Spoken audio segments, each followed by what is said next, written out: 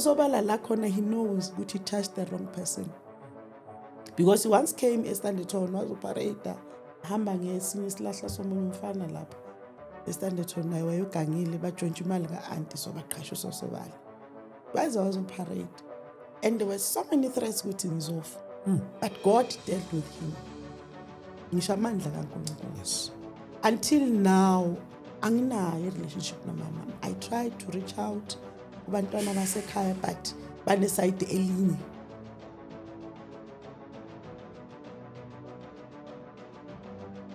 Thank you. Greetings, saints, in the wonderful name of Jesus Christ. Thank you so very much for tuning in. I'm your host, ST Dlamini. Thank you so much, Bazulwane. Thank you so much for tuning in. Yes, this is another beautiful day where we are joined by our esteemed guest, Olana, for the first time, and I believe maybe not for the last time. I don't know if ngokulandela kuzobe sekungani ngoba phela umuntu wehlelwa yileso simo leso esimehlele ngaleso sikhathi and ngepurpose ethile futhi yaleso sikhathi. Yes, so ngikholwa ukuthi mathi wafuthi sesibandawonye sengaba ukuthi sesindawonye futhi for another reason. Yes. But let me take this opportunity and greet and welcome you and thank you so much for coming. Ngiyabonga Baba Dlamini. Thank you for welcoming me to your studio. I appreciate the platform osenzele yona ukuthi sizokwazi ukuthi si-express. Mina igama lami ngibusisiwe wakasishange zalwa kaThwala.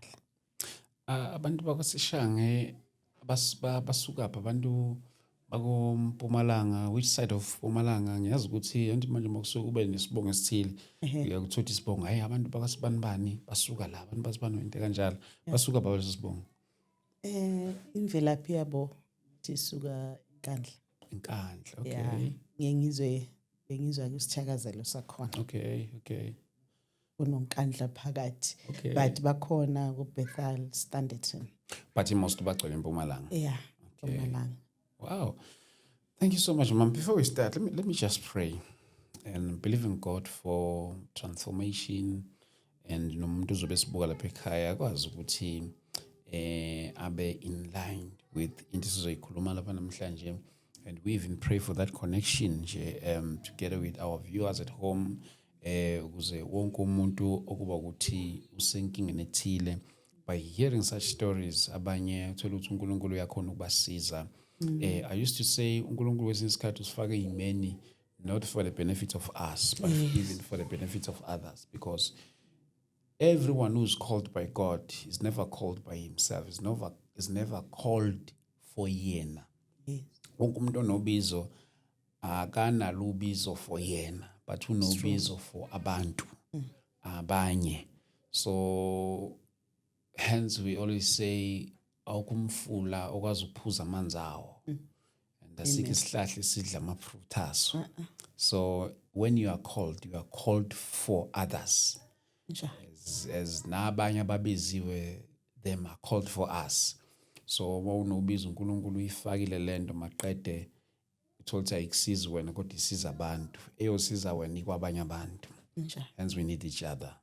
So let us pray, Mama, and we believe in God for today's session ukuba izobathinta abantu ngendlela ebathinta ngayo ilowo nalowo akwazi ukuthi azisondeze enkosini. Baba wethu oyingcwele, siyakubonga futhi siyakudumisa nangaleli thuba osiphe lona lapha namhlanje.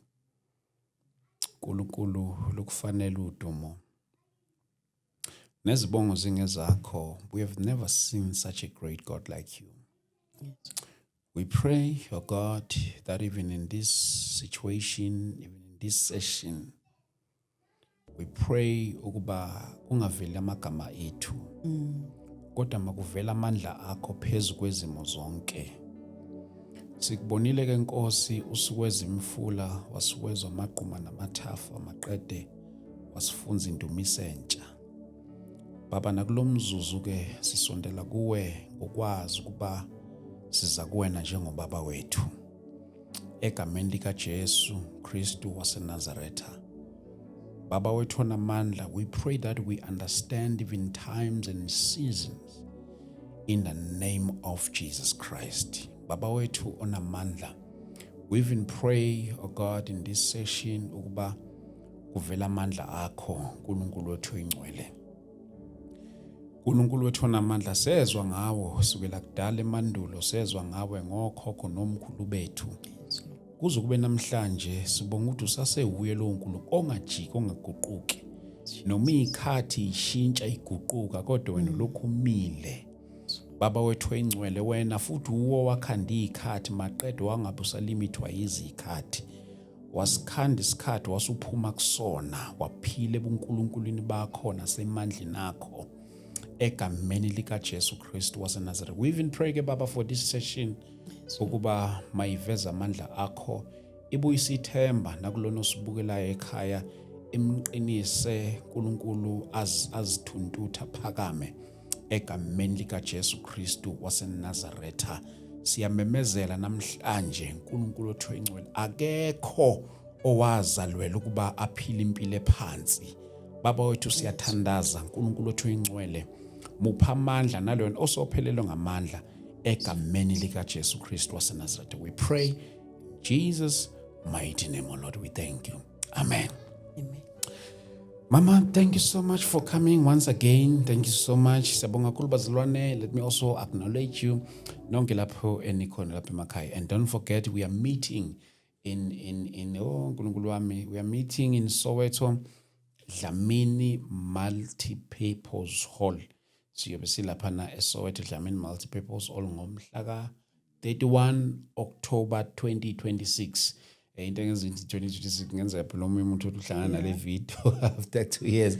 Agijima lapha eDlamini sekudlulela usuku. So 31 October 2026, as you can see details lapha down on your screen. So thank you so much. Asingene straight enkulumeni yethu namhlanje. Angithatheke leli thuba njengoba besimbingelele samamukela umama lapha sinaye lapha namhlanje. Thank you so much mama once again. Mhlawumbe sivele singene straight enkulumeni yethu. Usibhalelile wafika lapha namhlanje. And I love the fact that we didn't even take much of time with asibonane next week, asibonane next month, asibonane after 2 months. Into yethu nje vele yasheshe yaxhuma yahlala. Usizintroducele mami igama lakho, mhlambe singene straight, noma ngizothi ubufakazi noma ngizothi story noma ngizothi yini, kodwa nganoma ngabe yini inkosi ekuthuma ngayo kuba uthi nje pure yourself.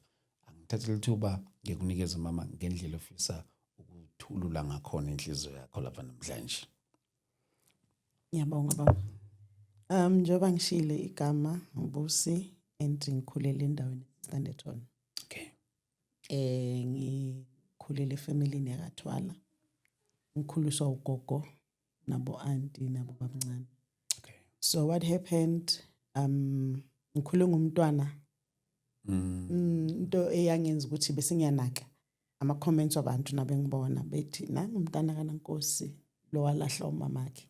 Then I started having questions ukuthi kwenzakaleni. Nayithi ngiyalalela bachaza ukuthi umama ongizalayo wangilahla ngiswane, wazongilahla egatini. Sure. KwaThwala thiwa khabo babami. So ngikhula nginalo knowledge and lento yayingangiphathi kahle. Ingenza ngibe ne low self esteem, you know, ukuthi why would my mom choose ukuthi angilahle. So until ngiba na 10, I think I was 10 years, ugogo into enzeka maye ngilahla ne ugogo bekasemsebenzini. So bekhona uaunt ekhaya, uaunt beyangaphilanga kahle. So nabazongilahla antangibone besabiza bomakhelwane. Okay. Abomakhelwane bangithathe bayongibeka etavern eseduzane ngoba kwakuyindawo ekhona babengangigcina kuyo ngenxa yesimo saanti sempilo. So kwabiza ugogo ke. Okay. Okwabuya kwatholakala ukuthi ngilahliwe vele lapha egatini. Funny enough, mase ngilandelela istory beza bazosibikisiswa ekhaya basivuma. Sengibuza ukuthi ngilahlelwani. Uthiwa because ngangihlala ngikhala. Ngihlushwa na indlebe le ene infection. it ended up affecting me bona ekukhuleni ukuthi ayizwe ukubalansa njengale enye. Okay, from there ugogo ke kwayiwe police station, kwayiwe court, nga-end up ngi-adopt ugogo. So uyangikhulisa ugogo, mangina 10 ugogo afuna ukubonga abomakhelwane. Okay. I think I was 10. Na plan that event ngalelo viki nje kwakuzoba umcimbi omkhulu. And mind you ugogo basindisiwe ba ile gang yokuqala sindiswa makufika babhenge Standerton. Sure. So wayengenza umsebenzi, wayengenza itiye. Wayefuna ukubonga ukuthi sengikhulile abonge nabo makhelwane laba bangibutha. Unfortunately ugogo washona kulelo viki. Sure. Mayeshona ugogo iSaturday leyo mcimbi kwaba umncwabo kagogo. So that thing led ukuthi ifamily yami ayiwathanda ama-party vele. Ama-celebration noma ngabe into enhle kangakanani abayithandi ngenxa yesimo esenzeka. So ngikhuliswe bo auntie bo babncane babamkhulu ekhaya kithi bebabaningi ke. Okay. Yeah, ngikhulele ku family ena more than 10, they were 13. Sure. Abantwana bakagogo. Yobezele. So yeah, uNkulunkulu ayingiplanele ukuthi ngiyekule ekhaya for a reason. That's why kwaba akuzange kube likhuni ukuthi ugogo ngi-adopt noma umama masangilahlile. Ukuthi bebasindisiwe and bebabathanda abantwana. So I was the last born in a way yakagogo. So kwahamba iminyaka baqala bebalokhu bashona ke abantwana bakagogo kwami. Okay. But that's not where we are. Sengina 14 years so uyavela umama. Sure. Uyavela ekhaya uthi uzoxolisa and ucela ukuthi ngikwazi ukumvakashela. Azange kube into easy. And I want to put it out to my family. They loved me kathwala. Mangikhulise ngothando bengispoiled ke mina. Bengiqanda bengithandwa. So babengafuni ngami bezobhlungu ukuthi all these years bowuthuleleni bokuphi. Uyakubona? Wagcina bavumile nakhona azange bavumele kube into edlula. Ngaqala ngamvakashela umama behlala eKatlehong.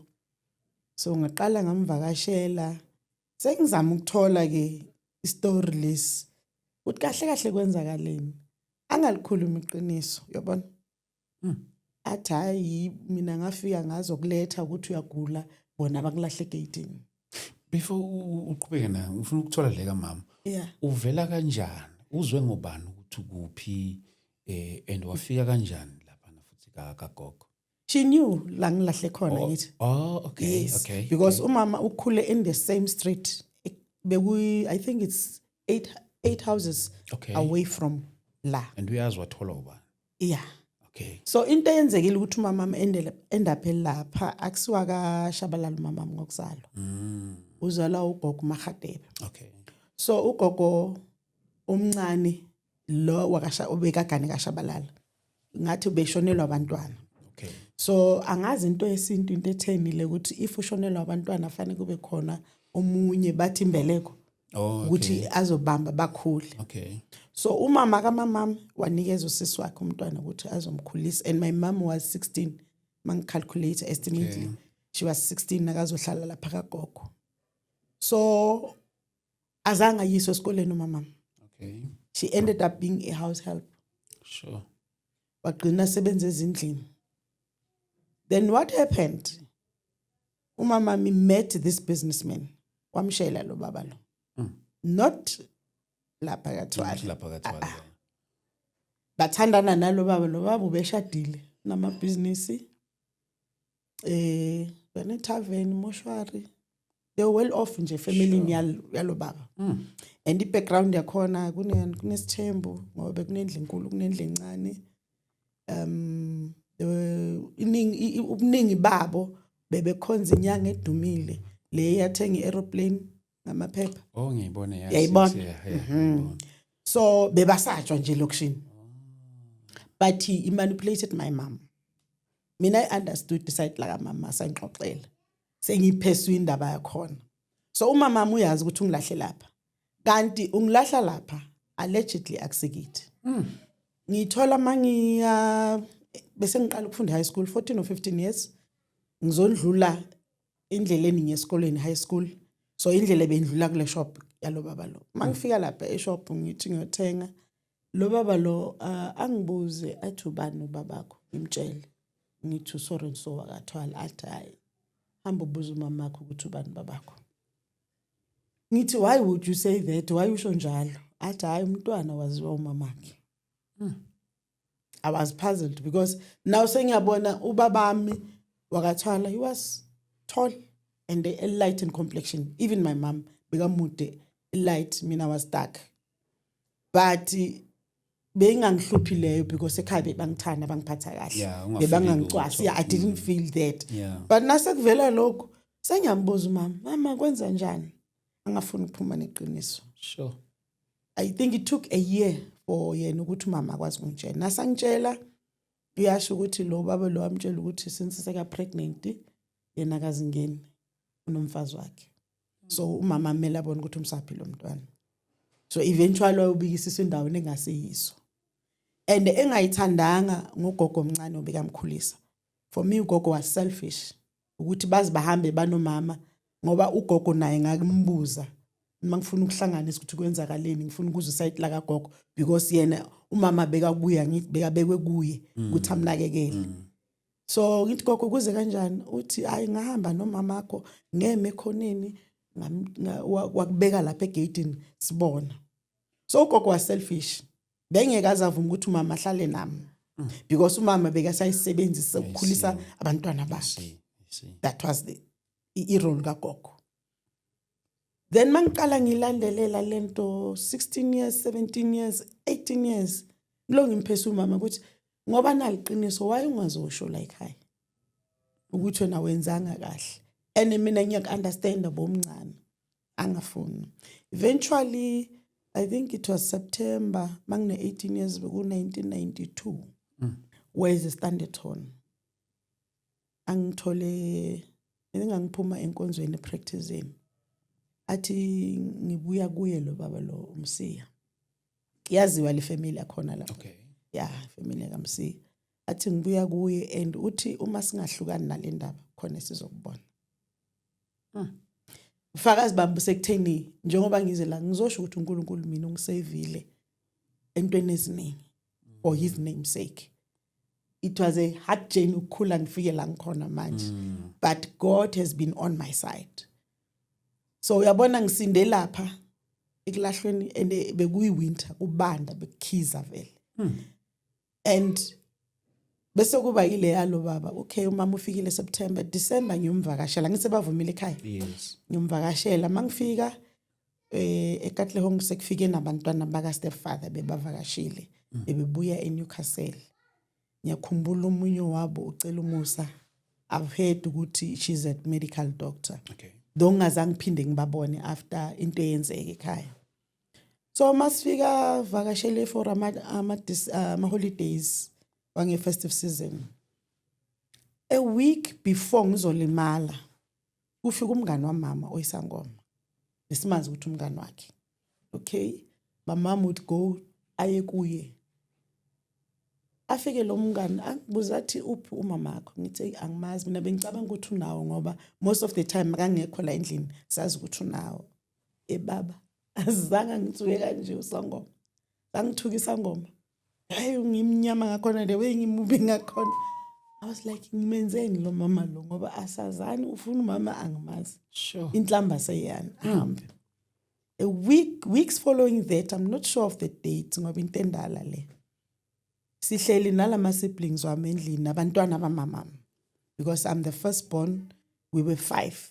Usiso ngilamayo passed away. So kusele laba abanye abayi 3. But I can tell you angina relationship naye. Yes. Mama mvele wangihlukanisa nabo. Even the family yakho mama ayingithandi because bathatha side la mama ngizokutshela ukuthi ifikaphi. Ilanga belishisa ku December. I think it was 20 December. Shisa nje kahle mina. From nowhere la guqubala labanika lana izulu ngamandla. Lana kuthi imvula yaza ngena endlini. Ama siblings bathi hey sisina imvula ingena endlini ngoba besihlele dining room. So angena ekitchen amanzi. Ngithi asilinde imvula stop sizobona ukuthi siwakhe senza njani. Akekho umama leso sikhathi uhambile. Ngazi ukuthi ku friend yakhe. Na stop imvula ngiphume vele ngizama ukuthi hey I need to rescue the situation. So ekhaya bekungana garage. Mangiphuma toilet then kunama dustbin, kune dustbin nemthanyelo. Okay. Izinto zokucleana nje zibekwe lapha besingana store room. Okay. Yeah. So ngithi engizokwenza ngizoya lapha kunamaharafu. Thatha iharafu ngishayele lamanzi ukuthi ehlele ngale. Okay. Azophumela ngale. Bese ngizwa ukuthi khona umunye oshayayo ngale. Ngimbingelele ngithi mina ngiyezwa ukuthi nawe ukhipha amanzi. Ngcono ngijampele ngapho. Sizokwazi ukuthi sishaye esayidini eli1 amanzi azoshesha aphume. Ngibele lapha phezulu kwe-dustbin. Ngijikele iharafu ngale ngiye ngale next door. Vele sishaye nalobhuti angimazi lobhuti wangale. Excuse me sishaye lamanzi. Vele avuleke. Nase ngibona ukuthi ayafloata on which side. Okay. Sengibuyele emuva. Net mangibuyele emuva ngibele phezulu kwe-stop nonsense. Bese inyawo I think ngabeka leli la ka right. Net night ngibeka leli lesi2 ngashelela. Shaya umshanyelo. Angishanga phansi kwadabuka ubuvirgin kwadabuka umlomo wesibeletho. Sure. Kwakungazathi inkaba yami yadabuka. The way kwakubhlunga khona kwakungathithi so. Sure. Nangithi ngibuka labantwana babuke mina bayakhala. I had to contain myself. Angehla ngizama ngizincenge ngizwa ukuthi amanzi wafika la cishe emadolweni. Ngizama ukubuyela endlini ngiyawezwa wona yehla. Nangifika endlini bengableed by then. Ngithe ngifuna ukulala isibhono sami sibhlungu inkaba yami ibhlungu. Bengilale vele ekamereni. Lokhana I think after an hour mama buya bamtshela labantwana ukuthi ususulimele. Nakangena athi thingibone. Net mangima so kwaphuma ihlwili ngathi ikhanda lomntwana. Sure. Emva kwaloko ngableed. Seyangibamba ngengubo. And by then ekahlongo bekuliwa lesikhathi kulwa amazulu. Kulwa nabantu bama taxi lezo zimpi. So ama ambulance wangangena. Qasha umama ngayimisa eNatal Spruit Hospital. Sasa operator by then manje sasebenza isivaliwe. So masifika esibhedlela bayabuza kwenzakaleni ngiyabatshela. Babengangikholwa. Ngokungathi ngenza istory. If babengekho labantwana babengebe ikhola. Yeah. Bebezothi hayi mhlambe khona okwenzekile. Bathi yini uchithakelele sisi ngithi cha ngishaya umshanyelo phansi. Yini ukhiphe isisu ngathi sister mina ngisindisiwe ngivirgin angiyazi indoda shaya umshanyelo. Banyeka bangichecka vele bangidripa. Fika udoctor naye. I think ngabo 5-6 very late. Doctor naye makangicheck abuze ngimtshele same story. At next ithi ngicheck or nalama nurse bangicheck na. Okay. Bafuna ukubona the extensive of bleeding. Nabathi so ngoba ngangibleeda kulama linen saver babengibeke kuwo. But nabathi ba examine uphume futhi ihlwile ngathi ikhanda lomntwana size yakhona. Bese ngibleeda actively bese bangipheka. Fika doctor same procedure nakathi uyacheck phuma futhi ihlwili lesi3. Sure. Same size. So bekubonakala ukuthi ine active bleeding ekhona somewhere. Bese bangibhukhela ukuthi ingcono baye theater bayo explore ukuthi ngilimele kangakanani. Bang operator ngasign consent form because I was 18. Okay. And nababuza all these questions my mom is there. So mangibuye theater bangitshele vele ukuthi kudabuke ehymen kudabeke nomlomo wesibeletho. And abantwana ngeke ngisabathola normally. Zobathola ngesiza limited to 3 pregnancies only. Thereafter sengiyabuya ke 18-19 yeah. Oh ngifonele ekhaya ngibatshele. Kwakubhlungu kubo. Uthi nasazi ukuthi uvakasha mayisolimele. Fonela abanye abazalwane sithandaza nabo. Bazalwane ngilimele so. Ngithumela umalume ngithi malume ngicela uyongibikela ku prayer group. Guess what? Nakabuya umalume bathi hayi unamanga loyo bekawukhipha isisu leka mamakhe. Yo. Ngizathi ngidila naleyo ngibuye ekhaya. Onomunye isihlobo sase I think waseJozi. Hayi lento yakho ntwana se next door. Washona naye wathi umama wakhe bekomkhipha isisu. Ngithi mina bengayangi ukukhipha isisu. Ngilimele. Okay, fast forward mina nomama sengilongilandelela le issue ngithi mama uyabona manje yile kulo muntu wakho uthi ukhuluma naye sengilimele. Uthe uma singayiyeki le ndaba khona sizokubona. So he was proud yena ngososobala inyanga yakhe. I'm not scared of that guy. You know what God did? Usosobala la khona he knows ukuthi he touched the wrong person. Because he once came eStanderton wazoparade hamba ngesinye isilahla somunye umfana lapha eStanderton naye wayogangile bajontshwa imali kaAunty so baqhasha usosobala. Wazoparade. And there were so many threats ukuthi ngizofa. But God dealt with him. Ngisho amandla kaNkulunkulu. Yes. Until now, anginayo relationship no mama. I tried to reach out kubantwana basekhaya but bane side elinye. Kodwa ngoba sebakhulile babona ukuthi hey yale ingaphazi kwamandla ethu. Athi yeah you choose your side but vele it's obvious mina nani no mama vele angeke. Abhlobo abukho. Then I met this guy who's now my ex-husband. Okay. Bekuyayazi puppy love nje, teenage love. Yeah. 30 bengisesemncane. So mangisindiswe ngina 15 mina. Ngamtshela ngathi mina ngisindisiwe. Sahlukana. Naye ukhulele enkonzweni yabazalwane. Okay. Sahlukana. Sengisindisiwe lokuba naive ukuthi abafana abasindisiwe ngeke bakuhethe kunale boyfriend oyishile kanti bawes ngalimala ngathola umntwana la yabo. And I was frustrated because I was like ngishi boyfriend yami engasindiswanga ayikaze Yenze so. yeah ayikaze ngithinte sengizomanipulate umzalwane sofuna ukuvika khuluma amanga wazanga alikhuluma iqiniso. Okay ngathi ngamane ngibuyele ku boyfriend yami. So uyabona ukubuyela kwami kuye it was out of ukuzisola. I see. Yeah. It was not from the good place. I see. So njalo.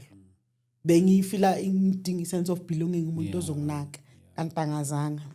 And taking advantage uchayi naye ukhulele enkonzweni abazalwane. Yabona? Sikhule kahle mina naye so ithu sa end up asishadile. Mase sishadile ngiqala ngibona side lakhe. He became rich.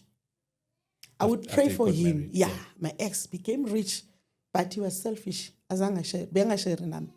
Benga yazi mini I pay slip yakhe ukuthi hola malini or I allowance, you know, this housewife or how wife allowances. Benga yazi mina. Because wenze lokho akwenza endlini but unakhona very limited. So maqeda ungilobola athenga iTruck. Cash. Sure. Nakhona kangitsheli. Ngoba sasayina before kuyolotshola. Okay. Nathenga iTruck no ithenga iTruck. Hayi kini bangidurele. Like ibakudurele noma ngatshela le mali. Incane kunale ayithatha yothenga ngayo iTruck. Yeah, ukuze ngazi ukuthi kune truck ngazi ngoba ngathi yahlangana ioil namanzi into ezenjalo. Okay. Yasha ngibambe ngenhliziyo bheka manje iTruck yami hawu uthenga iTruck. Yes, thenga iTruck uthenge nenhloko but into eyenzeka kuleyo truck ikhanda angithi akufane ama ownership ikhanda le truck ne trailer khona. Yeah. Wathengiswa le company one but ikhanda zange bamnika ownership la khona. Waba yimpi eminyaka zami ukuthola ownership yamhlula. Lo mfana wayemsebenzela wayimesa up iTruck yagcina iphukile imile. My ex wouldn't mind ukuthi ayothenga izindlu without me knowing. Sure. Anikezwa wayene Grace azithola kwenye company yayizikhipha. So wayena lo musa loyo ngizosho njalo. I think about 4 houses. First house ngazi ngoba kudabuka amapipe. Uthi kunendlu. The other one ingane yethu ayigula ine chicken pox baby. I think wayini 3 months or so. Naye gula yambamba nayo baba. So ekuguleni kwakhe wabona ngathi uyafa. Bathi ya ngiyagula. Futhi mangafa mina nazi into zami bheke lapha nginezindlu how izi enye indlu futhi. So bekuyileyo impilo leyo. Okay. Yeah, selfish and very abusive. Mina ngilo ngithi hayi uzoba right. Then there was another time emsebenzini wakhe benganaki ukuthi njalo 16 December siyalwa thina endlini. It took me years to realize. 16 December engamnaka ngawo, I think it was 2002. Yeah, okay. Mntanethu wayena 9 days. Angisane dish ngiju ukuthi ngiyozi remove ngeMonday yakhona. Athi kune braai emsebenzini and ye function. So fanele aye khona. It's fine. Ahambe. Angabuyi. Ngamasa ngabo 1 AM. Ngizihuthe egate. Nangithi ngiyalunguza ama blue lights. Phume. Bathi imoto yakakho iPolo bengihamba ngePolo Playa. Bayisho number plates SK what itholakala somewhere imile. So khona umuntu ofonile wathi uworried ngoba udrive uphuma abaleka. Asimazi ukuthi ngithi ayi imoto yala ekhaya le. Bathi ubaba la ekhaya ngithi ayuhambile ukuthe kune function emsebenzini. Amaphoyisa athi asambe siyo identify le moto siconfirm sizokwazi trace. It's fine ngithatha umntwana ngipheke ibhodlela hambe nabo. Sihamba ngevoni yamaphoyisa esikhathi ngineyiditch. Masifika lapha ima imoto ngithi awu. Mosi lo muntu upake ungale. Mina ngazi ukuthi uhlike nale ntombazana. Intombazana sasisebenza nayo. Yayi-clerk esibhedlela ngangisebenza kuzo. And mangibona la ime khona ngithi hayi ufonile lo baba lo and sikhonza naye lo baba uyayazi le moto. Okay. Nasiya ngale ngithi mina it's fine. Ngizobuya ngimbheke. Cela ningibuyisele endlini. Sambe vele. Babe ne call out delay. Sengikwatile. Ngibuyele endlini nomntwana ngapha o4 ekseni. And kula umalanga ubeshiye isibhamu endlini because khona abantu bezama befuna beqhekeze imoto zethu. Okay. Ngoba yena kaningi ubihamba ngebhasi. So ngasikhohlwa isibhamu futhi ngiyambonga uNkulunkulu. Ngiyambonga ngasikhohlwa into yamate ngifuna ukwenza sure ukuthi ukhona ngale yini le ntombazana ene ngibuye naye endlini. So ngipaki ngithatha imoto ngithatha umntwana ngifike ekhaya ngithatha ucousin wami ukuthi ngicela ungikhaphe. Sifike lapha vele sithola ukuthi ulapha nale ntombazana. Sure. Sinokhe bangavuli sicela umastand oyisihlobo saka X. Okay. Ancenge athi girl cela uvule nethi sifuna ukuthola ubaba lo khona na. Yes. Nakavula uyazi into yaka one room sinawuvula umbhede nangumuntu lapha cela umbhede. Ayi kube umzukuzu ngithi ngizocela umyeni wami ntombazana idelele ethi uzomthola la umshiye khona. Kube yimpi. End up sekunama case ancenga ugeli iwithdraw icase yakhona. Ngalendlela ngangingazi ukuthi nangikwatile ngikwata ngalendlela leyo. Umuganile it's where you'll see your true colors. Exactly. Yeah. Lo indlela ongakazi uprovoke ngakhona. And the pain lokuhlushwa umyeni it goes straight to the heart. Noma uhlushwa abantwana pain lakhona. Omunye umuntu angakuhlupha akuthuka akudelele will be like you are able to get over it.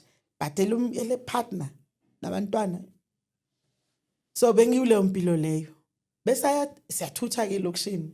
Yabaleka ku X makenza ihlazo endaweni. Sesohlala endlini yasemsebenzini. Leya end up ithengisiwe. Nasifika lapha yachubeka iabuse. Phuza utshwala sisandleni ukhona. Okay. Ngithola umsebenzi ngithi kuye emsebenzini I was just a junior. Banginike i-posting zo actor and it's a political mandated post. Okay. So i-organogram bazolungisa in due time. And my work is involved ukuthi I must travel a lot. So ngicela i-approval yakho ne-support yakho. Athi no akananki. Ngihambe ngiyosebenza. That's when I learned to drive through Joburg, Mpumalanga, Nelspruit because kaningi base reporter in Nelspruit building number 8. Okay. And then being server under Iligwa Dipaliseng supervisor. Okay. Lauma healthcare facilities. How one time ngiyabuya ngangibuye eJozi ngithola sekangilindile endlini phandle baka makari. Yabona ukuthi nalo busy ngamakari ngathi ugeza imoto uyalo furious angunderstand. So angifuni kusho nami bese nginochuku yabona umuntu ohlukumezekayo. Yeah, Ugcina usonochuku. provoked, yeah. Yeah, nangithi kanti bengihlushwa intombazana. Kuleso sikhathi leso ingifonela ngithuki. Thandana nalo baba. Angazi ithole njani intombazana ifoni yami. Nangithi nhla lesikhathi busy lapha ngifuna ukungena mina e-driveway eJardini. Beka imoto la ubusy ngenye imoto. We 3 cars. Ngicine ngikwazile ukuthi ngimncenga ayisoseke imoto. Abeke ifoni lesikhathi aqeda ukupaka le moto lapha ukuthi ngikhona ukungena ushiya ifoni phezulu angene endlini. Ngithathe le phone ngithi ngifuna ukubona le ntombazane lokho ngithuka ngoba efona nge-private number. Thatha ifoni ngibaleke nayo angilandele. Before ngibaleka sibange le phone. Okay. Yeah, ngicine ngikhonile ukuthatha ifoni ngibaleke nefoni. Umntwana osemotweni nemthwalo ngithi ngibuye emsebenzini. Yeah. Ngibaleke. I-distance engaba i-3 kilometers babudlamini. Ukuthi wangithola kanjani ukuthi ngamngani wami I don't know. Because la bekuyi couple friends ngizosho njalo. Yeah. Umyeni wami beka umngani nalo ex beka umngani nalo bhuti lo beku indoda yomngani wami. Bengithi umngani wami lo sisi. But I discovered sengitshela umunye ukuthi baby uex bekajola nalo umngani wami. Mina ngithi umngani wami. Mangifika lapha then mangiceda kungena angene naye. Apaka imoto ngaphandle egate eze sekaphethe ama extra keys wale moto engihamba ngayo athi ufuna ukuyithatha. Vele lo baba athi kwenze njani? Ngithi mina kwenze njani? Nasiloku sikhuluma so yangishaya. Lo baba nakathi yamlamula mbona ukuthi lo baba uyamhlula ngamandla. Ahamba emotweni alanda ispam. Beke licensed ispam sakhe. Sikhokhe ispam. Babaleke ngithatha umntwana girl bekana 2 years now she's 23. Ngivele ngimbe ngemva kwami uthi sengamanisha yemi. Bekuntambama ne. Akuthi sima kadubula so kwaphuma ama sparks angathi yellowish purplish so. Akuthi see but ngoNkulunkulu azange ngithinte lo nhlamvu le. Sure. Kodwa nabenza investigation bayithola i-cartridge yakhona. Kuthi yona yashaya kuphi? Ayangazi. Yona yayiza straight kimi. But God protected me azange ngithinte. Bavula icase ngancengwa ifamily yakubo ukuthi ngimzwele ekhaya bathi uzokubulala lo muntu. Ngathi hayi man mhlambi uhlangahlangene yabona. Agcina ngicishile icala. Aqhubeka izimpi endlini ama remarks uzophuza utshwala maku 16 December futhi esukile impi. Ayi ngagcina ngiphumile endlini sahlukana. So I'm saying the grace of God. Sahlukana ngahamba ngayohlala emafletini ngamshiya vele ngibona ukuthi ayi ngizofala. Uzofela lapha. Mase ngiphumile uyangilandela. Yini ukuthi I had a support bengimthanda. Hayi ngizobona abantwana bangekho ngakhulelwa. Bese ngisebenza private sengiresignile. Sengipregnant akasho kubo ukuthi I'm pregnant umntanakhe. Sengizwa mina ngo-auntie. Hayibo kudumile lokushini ukuthi wena indoda yakho bathi ekhakhakho wena umithwe yenye indoda. Ngithi ababuza umntanabo. Angithi uyabasaba akafuna ukubatshela iqiniso. He was not beyangangimeli ke family yakubo. One thing about him beyangangimeli. Sikhulisisa kakhulu umntwana azavele. Umntwana mayizovela day 10 washaya 10 days angaveli baba khona. Vele on day number 10 sakazofuna iDNA ngathi you welcome are you sure? Uthi ufuna iDNA. Ndiya ngathi okay ithi ngilanda umntwana. Abantu abami ke bane unique birthmark efana neyakhe in a particular place. What net nakambona wazibona yena. Ngathi are you sure? Ngamvula. Ngathi are you sure? Yaphela indaba. Hayi udingani into zomntwana yabiphelile indaba. After that besa move eMiddelburg. Okay. Then iphesudi ukuthi ngibithi ayangizi wena uno abusive wena. Ngizokhona njani? Si right lokubonana kwethu yabo. Athi no fane silungisa impilo yethu ama ngisayingena indaba yefamily yami nawe ungasalalela abantu bakithi. Ngithi bakithi ba wrong ngani? Because they were supporting umshado wami now although singayenzanga singangena ngakahle. Eventually ngivume bake transfer ngize eMiddelburg. Ngangifike eMiddelburg hayi sifike ku May 2010.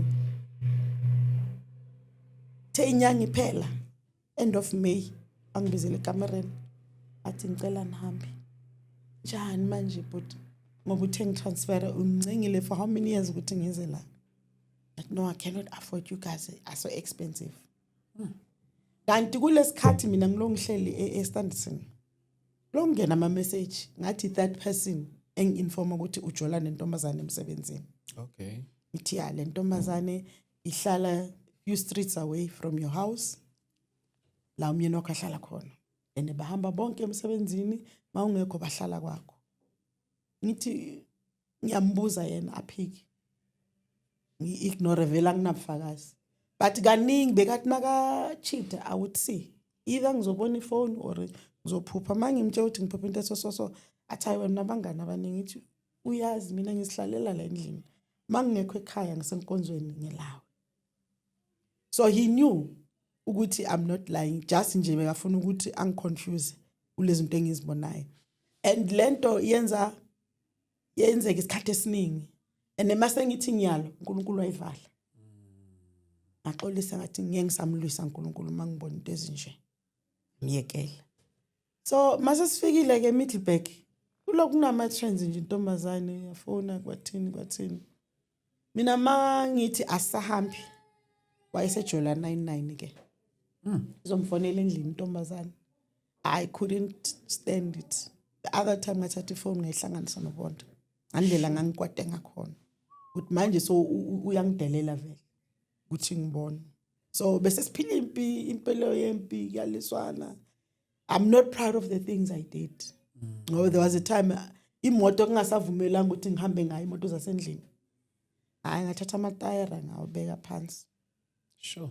Yema iyahlala phansi H1 uyibona H1. Yeah, yema ngiyinsimbi so bekungasasimnandi and nabantwana bethu bebelimala. You were no longer yourself. Yeah. Then the other time 2011 bese ku severe yabona sifike 2010 2011 bahamba uthengi amarock. And ngizwa ngogela athi baba uthi ngebirthday yakhe uthengi amarock. Baba his money, he's got millions in his bank. Bekamkhomba ke. And wayithenga vele amarock. Buye emsebenzini nawo so buya neamarock. Ngithi buye emsebenzini kanti hayi bese abuya nasekhaya kubo. Batshengisa amarock. Mina ngisendlini. It's fine. Sixoxe naye ngiyakubongisa. Vele ngizwe ukuthi manje sengiright. Sengikhathela ngisakhona. The other time agcina anginikeze le moto. Beyangafuni ngidrive. Okay. Nangingithi hayi ngicela ukuhambisa abantwana ngaye ekhaya. School holidays. Bahambise vele ngoJuly. Ngiba drop ngibuye. Kanti sengiplanile ukuthi la ngizocommit suicide. I'm done with this life. You know khlushwa yilo bhuti lo. Thatha amaphilisi bengiphuza amaphilisi edepression. Ngalendlela beyangistressa ngakhona. Hlanganisa amaphilisi ngiphuza namaphilisi amapain. Sengihlala ngigula nje. Ngabamba so sengibhalile SMS WhatsApp message. Bhalela yini? Ngibhalele la bengizobathumela ekhaya ukuthi mase ngifile. Oh. These are my instructions. And ngathumela abantu abayi2. Umunye usisi esisebenza naye ngangithi umngani wami. Kanti ilabantu abebeseduze nami because bebabona ukuthi ngiphila successful life.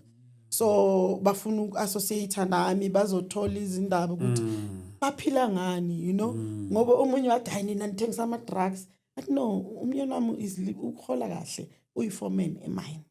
So and then by then besahlala endlini ye company. Yeah. Ngithumele umngani wami thathela amaphilisi. Ngithi manje I'm okay lezi zinto ngihluphe ngazo. And I'm aware ukuthi wena umpregnate girlfriend wakho. I got to know it ngalendlela ngizothini knowledge yami angazoyibiza ngani isiphiwo sokubona izinto. Yena bengimbonela everything, I could sense it, I could pick it up. Ngathi ngiaware ukuthi umithisi lokela. So sengi right uzosala wena uchazela abantwana bethu ukuthi you failed me.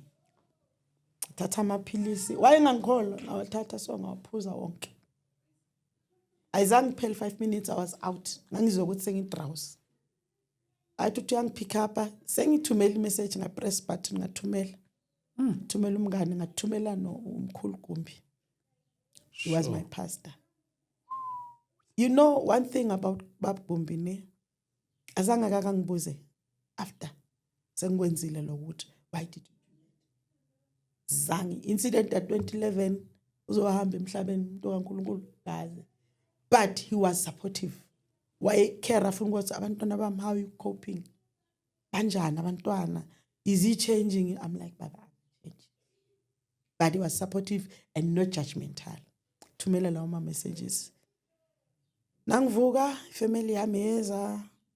And I felt like I betrayed my family. You know, nabafika esibhedlela bezongibona. Ngoba ngawuphuza amaphilisi ngabo 7. I regained full conscious the following day ngabo 3 makufika ifamily yami. Okunye ngibe ngikukhumbula bits by bits. Ngiyakhumbula ukuthi khona la ngaphaphama ngivuswa ama paramedics bengiresuscitate eJardini. I saw 2 of my colleagues babemile lapho. So you could see ukuthi ugel uhamba spread the message. Because 2 of the managers were there. And I never told them ukuthi nganibona. Nabazange babuye ukuthi, hey, we saw you, how are you doing? So I couldn't go to them ngithi ngibonile. Sibedlela ngikhumbula no psychiatrist wayezila azongibona. Ngakhona ukumrecognize after ifamily yami seyihambile. Uyasho ukuthi hayi bengilawe. Ungitshele everything. Ngangikhala enye into ebhlungu. Oh, before le suicide, just to show ukuthi uNkulunkulu akafuni ngami. Ngipregnant ke lo mntana lo ukugcina. Sengihlala eGraining Start, ngisebenza khona. Bekana ukuthi ayi ngizoza ngizonibona. Makazile ashiye ibhaki. Okay. Imnikeze imoto yami. iRanex ngihamba ngeRanex. Le bhaki bengithandelani, bengithanda ukulifta abantwana moseGraining Start naba esikolweni because bekuyi amaplaza kungana transport ama-taxi. So ngiyazi ngizolifta abantwana abaningi manje emsebenzini. Abuye ke ayithathe ilo ibhaki ashiye imoto yami the other time. I think I was 7 months pregnant. Maceda kuyishiya ngabo 4 afone that day ngikhohlwe ikhiyo zasendlini emotweni angikhona ungena endlini. Hama ngithi vele nazi ikhiyo lapha next to the driver's seat lapha passenger seat enyaweni phansi. Ngithi okay, it's fine, ngenze njani? Ngeke ukhona ukuziletha. Can you imagine uthi ngizilethe and I'm highly pregnant? Why couldn't he drive back? So that was a setup. Mo uzolalela ukuthi kwenzakaleni. Nama ngazi ngalendlela ngangimuzwa ngakhona. I sometimes believe ukuthi ugayi bekangigangile. Because bekunimele nami ngithi ngikwazi ukushiya abantwana and ngipray ngidriving ize lapho uyakubona. But I said okay, ngizoziletha ikhiyo ngidrive ngiphume ngigrab ulpati ukuthi ngiyojoina indlela yase Leslie ngizobamba iMiddelburg. So la ku grab ulpati la emaplazini benga speed. Sekungabo 6 so engabo 5 yeah ntambama. Ngishaya nje ibump incane. By then bengana ama potholes angaka. Bump imoto yoshaya ifence on my left. Uyazi uNkulunkulu wenzani? Yathi mayishaya ifence le tire eliphambili la ka right, la ka left on my left. La bamba le drat la bamba so. La ubamba irim yajika imoto yabheka opposite umgwaqo yale yamabheka so imoto yama kanje. Angiboni mina ukuthi ngibhakephi. Into engayenza kokuqala ngoba yavela yacisha. Ngayistart yaduma. Ngathi so umntwana ngamuthi badlala. Ngathi okay ngiyabonga uNkulunkulu. Ngazicheka angilemalanga. Cisha imoto ngaphuma. Sengenza inspection ngiphume ngapha ka right ngithi net mangithi la ngasemuva ngathuka ngoba imoto beyemehlweni. Besophelela lapho nomntwana. uNkulunkulu wasisiza saphila. The kind of a person bengiphila naye. But what I want to say, noma kwenzeke zonke lezi zinto uNkulunkulu wangigcina. Okay, kuye size sigcine sihlukene. Divorce 2014. Okay. Phume endlini yena 2011. Divorce was finalized ngo 2014. Yahlukana 2014. Olindawo ngagcina ngiphumile ngoba bekuyindlu yasemsebenzini le besihlala kuyo. And on the process ukuthi uyosithengela indlu kuma suburbs eseMiddelburg. Ethatha loan nami ngahamba. First time kose ngiyosayina ke ngoba isikwelede. Nangiceda kusayina ngibabuza ebank imali bathi hayi sekayitholile umyeni wakho. Ngabo 4 bathi hayi uthole kusayina imali. Mina bese ngiyosayina nje. But bekungenzima mahluko because besishade in community of property. Yeah. That's a disadvantage. Whether ukhona or awukho makwenziwa isikwelede akho. Bese ngiyazibuza shabo 5 angabuyi 6. I don't know ukuthi yini le yathi hamba umbheke eMidwater. It's another shopping complex towards Arrowrand thina besihlala eMineral. Angaze ngimthole lapha but khona into yathamba eMineral zomthola khona. Mangifika vele ePeking ngase-Clicks na ibhagi empty lapha. Ngaphaka across the street so. Zange kuphela isikhathi singakanani wafika ugele. Lo washade naye wazomdeliver. Kwakungathi ngingajumpa lama pavement ngiyephezulu kwabo. Ngema sangimlandela saye endlini. Kuyilezo zimpilezo. Into eyenzeka wagcina mithi usugele abantwana abayi2. Ugele umithe ayi2 ngikhona mina. Yahamba ifamily yakubo yayolobola ngikhona. So that's the life I live with the man. Okay, the last one he did, angazi if it's the last one na. Sure.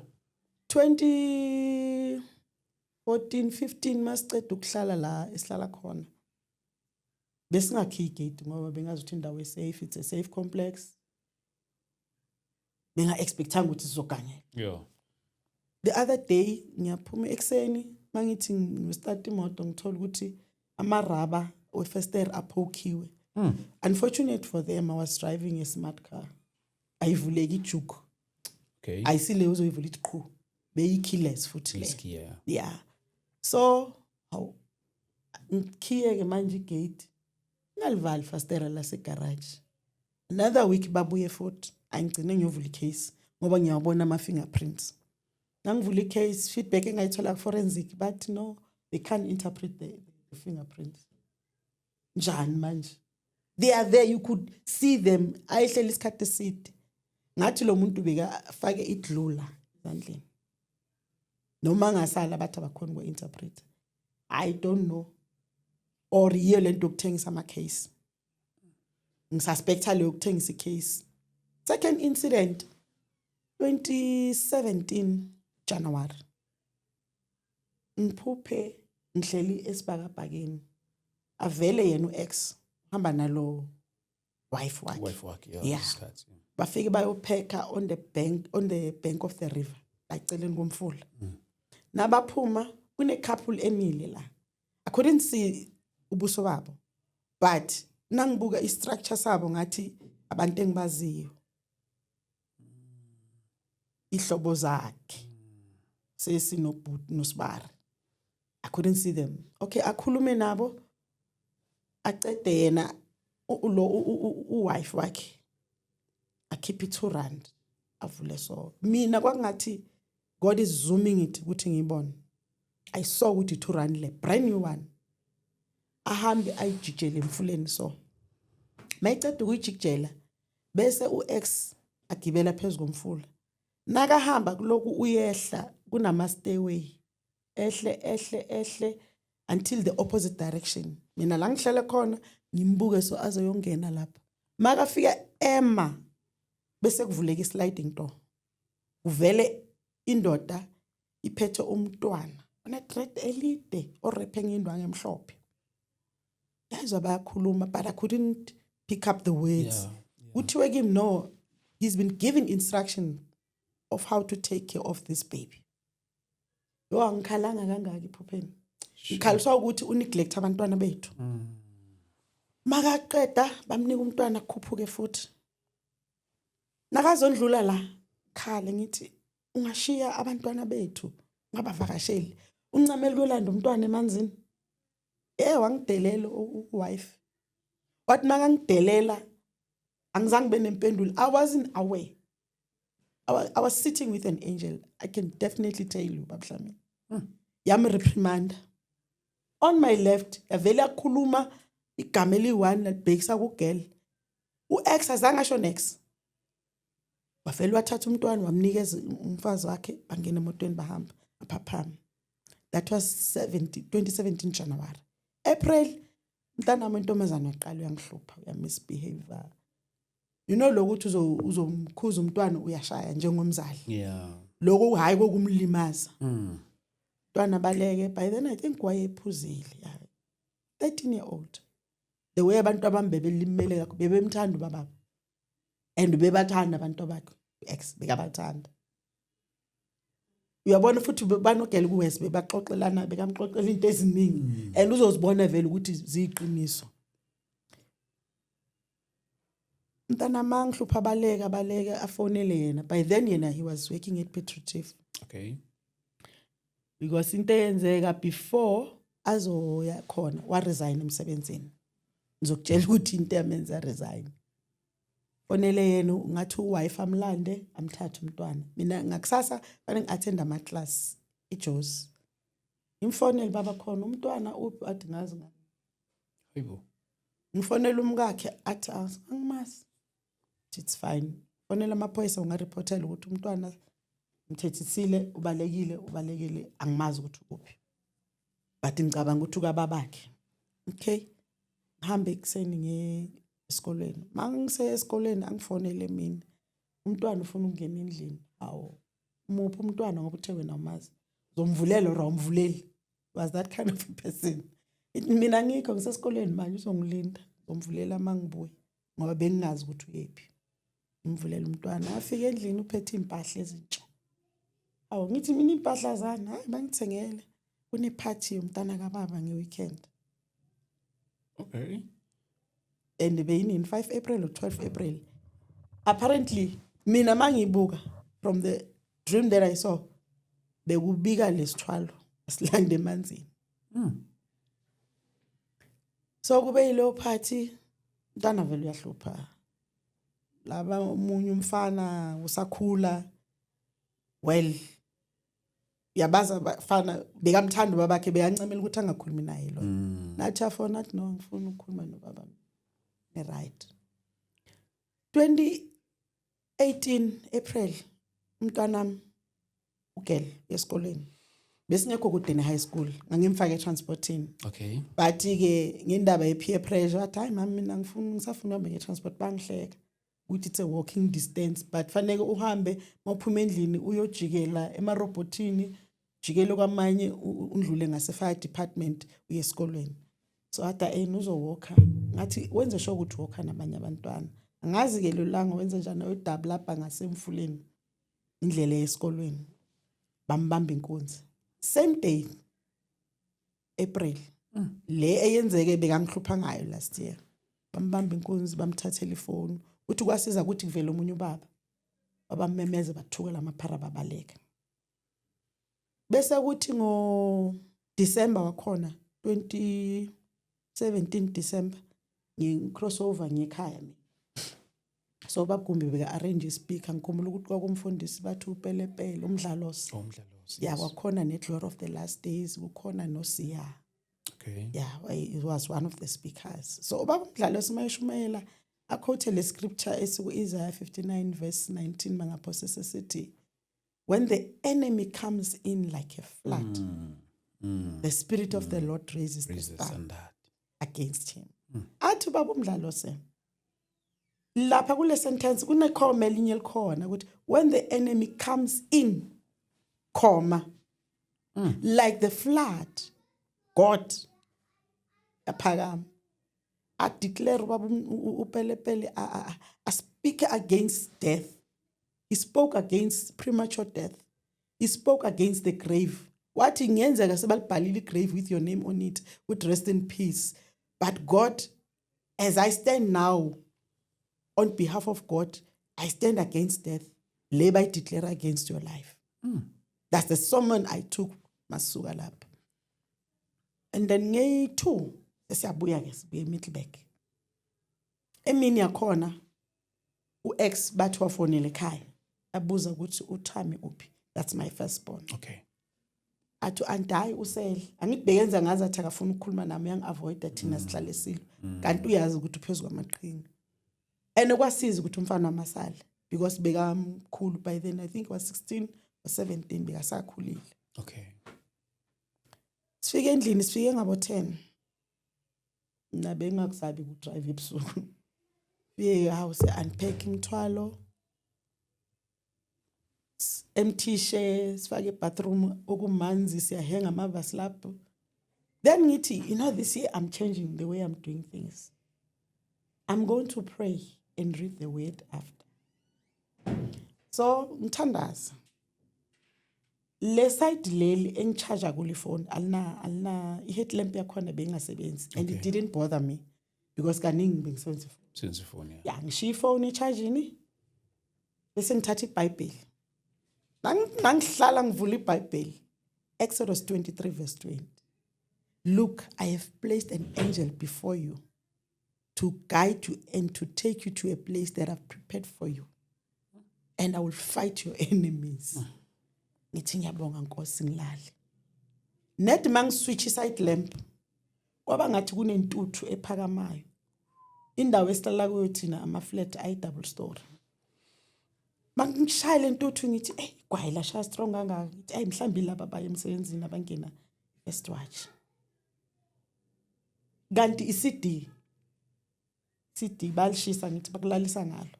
Oh. Yes. And I mean, I'm not a heavy sleeper naturally. Mangilala kube ngathi ngithi zi.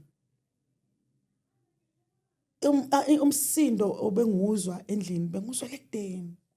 Angizwa ama chipping sounds. Kanti ulo sigebengu ukhipha ifastera downstairs because bekune fastera belicedwa ku replacewa. Sil replace ngoJuly but iphathi bengakawomi. Khipha ifastera uyovula umnyango ngale kitchen lophumela egarage. Uvula ifridge uyadla, thatha ibisi, udla amakhekhe size nawo nepeanut butter. Khona la ngaphakathi. Khona la endlini. Sure. Mina ngizwele kudeni. Apparently went up the stairs, mawustudy shiphethini yakhe, wakhuphuka, wacheck ikamereni wathi ukuthi umntwana khona umfana kamereni like uyi1 but wakhe usele.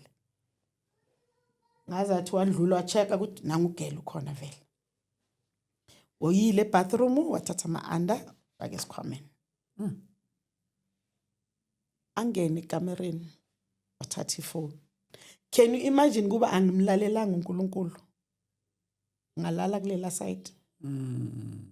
Ngangachinja ukwenza because bekumoya engcwele engiguide. Nale scripture I just my eyes were just on it. Nathi uNkulunkulu okay. Enengilele mani ngiyezwa. Sengiyezwa la ukuthi angisaphefumuli ngiyi1 la. Sekukhona enye aura ekhona la, any aura yendoda le. Wangazathi uNkulunkulu uthi now it's time vuka ke. Yeah, ngavuka ngavula amehlo.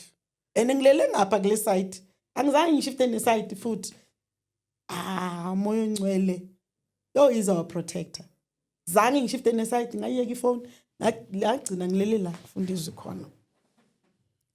Mangivula amehlo nomuntu umile lapha ngase wardrobe ngifaka izandla esikhwameni ungibukile.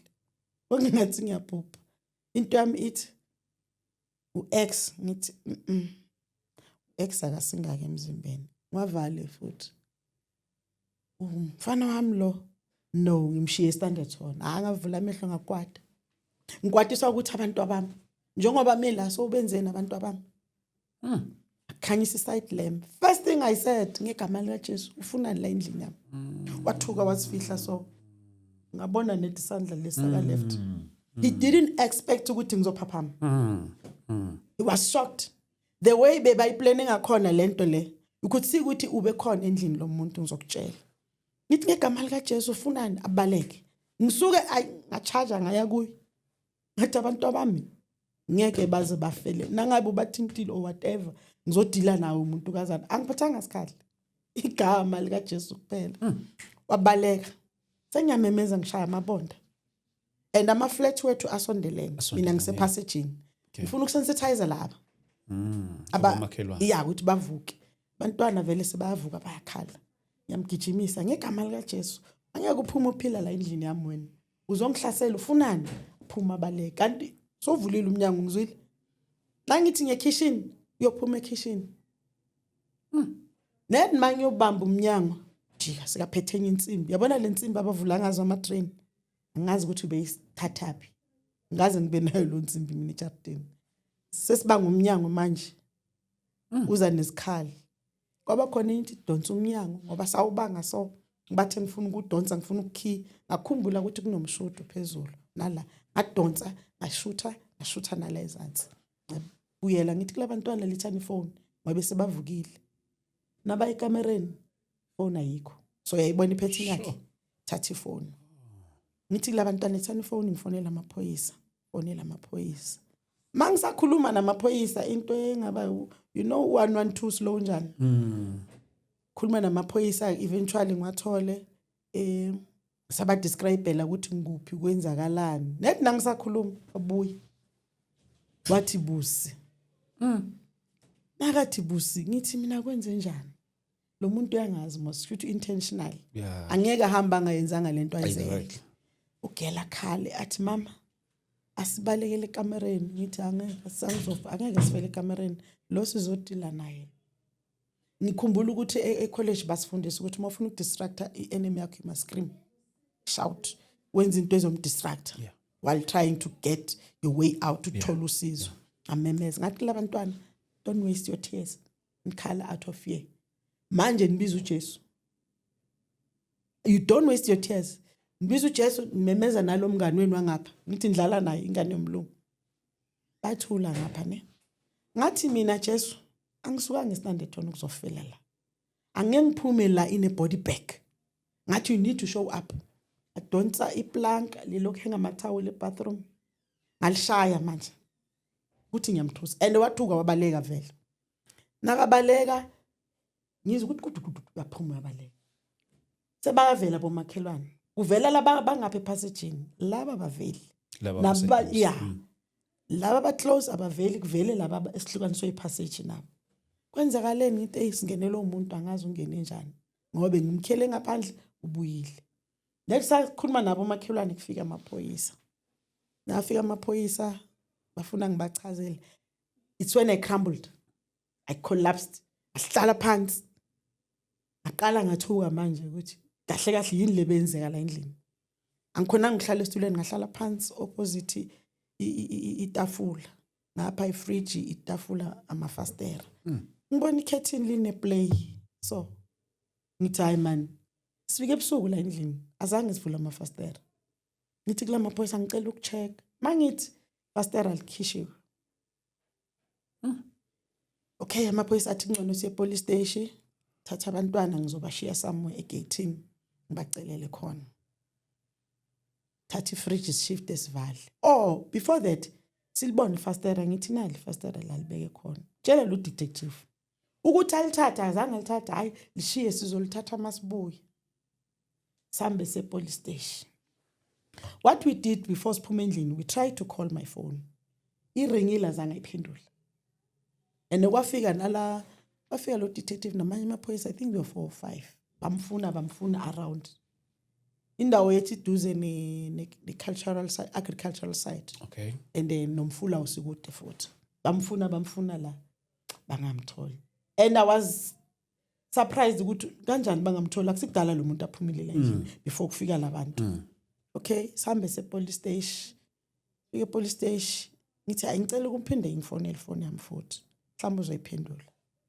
asifonele siku charge office lapha bayifaka ku speaker I believe if bebefuna ukuyitracer bebezoyitracer yeah fonele phone yami ayiphendule ngithi ubani wena wayungigqekezela endlini yami athi hayi wena umuntu wami wena siyazala ngithi mangabe ngumuntu wakho wayungigqekezela shouldn't you have keys or ungifonela ukuthi ufuna ukuza endlini nangabe umuntu wami ubani kahle kahle wena why bofuna ungigqekezela yini intention yakho lo kakhuluma shonelela ne uzama nje ukuvala the whole thing kanti nakakhuluma it's like my memory was triggered I could remember but I couldn't ukuthi ngibe sure ukuthi who is this into yami ithi I know this voice but ngenxa ukuthi bengikwatile and ngisathukile, but ngizama ukuthi ngimkhulumise engage naye conversation, ngimbuza ngithi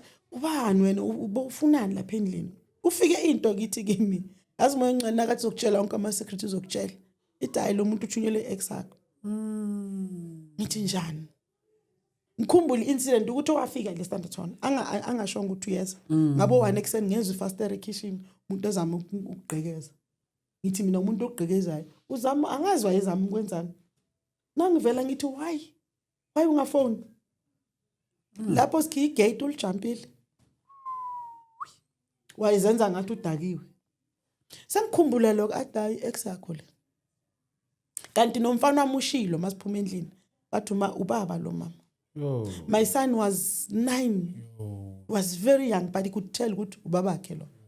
There's no one ongizonda ngaleyo ndlela leyo. I don't have ama enemies azongizonda ngale ndlela to that action. Ngithi hayi wena uthunyelwe uzibani ngimbize ngesibongo athi vele imbize ngegama lakho esibanibani ndoda yakho. Why athi ya wena wambophisa wamreport emsebenzini Manilo. An incident yakhona for me it was lousy. I was trying to defend myself. You know, umsebenzi ngifundisile ukuthi udlame alisebenzi ukulwa noma ngabe umuntu ukhethe kanjani ungali uzoboshwa. Yeah. So into emayithi ngifuna ukuthi simluze so it's either uzo resign emsebenzini azoshiya ugel. Uyayibona? Fonele emsebenzini ngithi umuntu wenu nangu utshontshe extension. It was an extension bangasi into etheni and yayinja vele. Beza vele basemsebenzini wakhe bazoyibona evidence bayithatha bamcharge. That's when he resigned. Wabalekela ukuya ku hearing. So ngithi mina ongibulawela lokho athi ya. Kanti enye into eyenzeka lesikhathi siloku silwa kakhulu naye le angiphonya ngesibhamu. Bekunama case amaningi kubo kuliwa ubani uyalo ubabakhe uhlukana no stepmother yabona. Bese athi kimi no bahambile bona bayo consulta kwathiwa kunenduku yala ekhaya fanele yolandwa eNatal. So I was naive mina yabona ukuthi induku ngokweBhayibheli yini inyoka. Ne ngifunde sengipholile after zonke lezi zinto.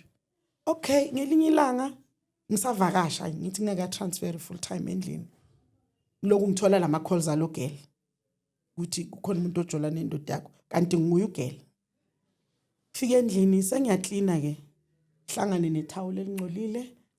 Mangithi ngiyaklina phansi kombhede kunenduku beyibekwe soku headboard ngaphansi kweheadboard. Ngikwade ngithi oyiye le nduku le. Ngithatha ngihlifize ngoqe ngale thawula ngibeke lapha azobona ukuthi ngikwatile ngitholele ithawula elingcolile ahlanganisa nale nduku yakubo. Kanti angazi ukuthi ngizichathe ne-altar la kubo. Sure. And he never said anything. There was never a time angibuza ukuthi okay sokwatile uphulela ninduku yami wara azange. Nale yasemsebenzini azange akangiconfront ukuthi why wenza into so. Yabo because beka iforeman he had to resign. And lapho seka me to get mlabantwana bayi2 girl beka electrician basebenza bonke. Ngithi kulomfana okay ungibulalela lokho athi ya bana wamreport emsebenzini kwakosa a resign. And umuntu wakhona makakhuluma ukhuluma ngevoice edek hamba akhulume ngathi uyakhathala le voice ngiyayazi. Ngithi mina manje bakubhadala emalini athi 25,000. Ngithi okay asihlangane ngizokunika 50,000. So yenza arrangement. Ya angitshela ukuthi uzongithola ngila ematsheni ngakamagagula ku outline lokushina bazi emhluzi they would know. Ngithi sharp ngiyeza. Ya uze ngale moto yakhe emnyama namafastera adimile. Lo muntu uyazi ngabe. Beyangazi kahle. Ngithi okay sharp ngiyeza. Ukhona udetective la appointiwe. Ngidetective asimlande phela. Hlanganisa icrew yakho. You know that guy lento yenzeka manje lama exposure yenzeka ka SAPS ukuthi bathengisa ama case. I'm one of the victims. Because he knew ukuthi he's dealing with umuntu omanite. Sure. Athi no angikwazi ukubiza abantu ifestive season. Engikwaziyo ka SAPS amabhutsi ahlala aready. Yeah. on standby during holidays. Bangaba khona emakhaya mara people bakhona abantu be standby. Okay, ayingithi ngisacela ukuya toilet. Angikhumbuli ukuthi ngenzani toilet, ngikhumbula ngahlala. Engikwazi ngafika ngahlala toilet. Ngifuna ukurecalla. Ngathi hayi man lo muntu ngiyamazi lo. Ngithi hayi man ngimshiye emsebenzini mos lo muntu. Sure. Sekaphumile. Njani? Hayi ngibuyele emuva. Ngithi ngicela ukufonela emsebenzini. Thola umunye ubhuti osebenza ebusuku. Ngithi ngifuna umuntu osososo sekaphumile yini? Seka release athi I'm not sure. Mina ngisebenza night shift permanent. No, it's fine. Ngiphume police station. Ngiyothatha abantwana la besibashiye khona. Ngiyobacelela kumngane wami omunye lokushini esisebenza naye. Mangifika ngimtshela ukuthi kwenzeka leso so. Cela ukushiya abantwana. Bayakhala abantwana bayasaba. Ngithi ngizobuya. Just ukuthi socedelela ngiphuthe lapha endlini sibone ukuthi sivale fastera. Sengiyambuza. Yes. Uphu so. Athi hayi lo muntu lo uphume Friday nge-28. Kanti into eyenzekile njengoba aphume manje 28 December. NgoJuly mina before yenzeka le incident ngifonela omunye ucolleague wami bengiselunchini athi uex wakho use-officeini la kabo baba uzibani. Yo. Hawu kanjani manje ade ngibuye vele nangifike egate ngiphambene nayo ex so imbingelela ngibuke so aphume futhi bekuzo arrangewa nalesiboshwa ukuthi masiphuma na ijob ekumele wena ene lo baba lo umazi kanjani ex wami lesikhathi ngangithuthela lapha kule accommodation esikuyo ngahamba ngayocela permission ngathi ngicela ungikhaphe siye kulobaba ukuthi angamangali iveni yakhe ngizoyibuyisa ngisathutha ngazi ukuthi umzalwane lo baba mina so you must discern abantu othi bazalwane bamita noma ngabe kuphi futhi emsebenzini ngoba sispend isikhathi esiningi emsebenzini so yes you'll want association nabazalwane ngithi umzalwane. Exactly. I trusted that man. So ngahamba naye wamita kanjalo Shanga ngikhapha athi ayishanga ungamangali umama ungicela ukuthi sikwazisa ukuthi even uzoyithola usabhizi usathola. That's how they met. Okay. So lo muntu lo sibuye kule case ya lo muntu lo. Ngibatshele athi nangitshela umngane wami ukuthi hayi lo muntu lo urelease Friday. Sengiyayibona ukuthi July bek arrangewa. This hit. Okay. Hambe nge-police station ngenze follow up the way ngangikwade ngakhona for the sake yabantu abami ngangisifuna isibhamu and ngasithola umuntu engasithola kuye omunye wayesenza lapha e-police station wathi kimi fanele ngibe ne-license nesengithola i-license uzonginika kuleyo process leyo ngafuna ngahire private investigator uthi track ifone yami ukuthi ikuphi. Athi makayitracker first time yavulwa e-mall shopping complex eWitbank. Kunenye complex ngase Checkers. Yeah, Shoprite. Siphithiphithi lapho kugcwele amaPakistan. Ngiye lapho net mfana wami wasuka wayekwatile labo wayidescribe ifone le ukuthi sifuna ifone so ngathi mina ifuna second hand man imapha amafoni nawo mfana wami wayibiza ngegama amaPakistan athi I know we don't have that kind of phone.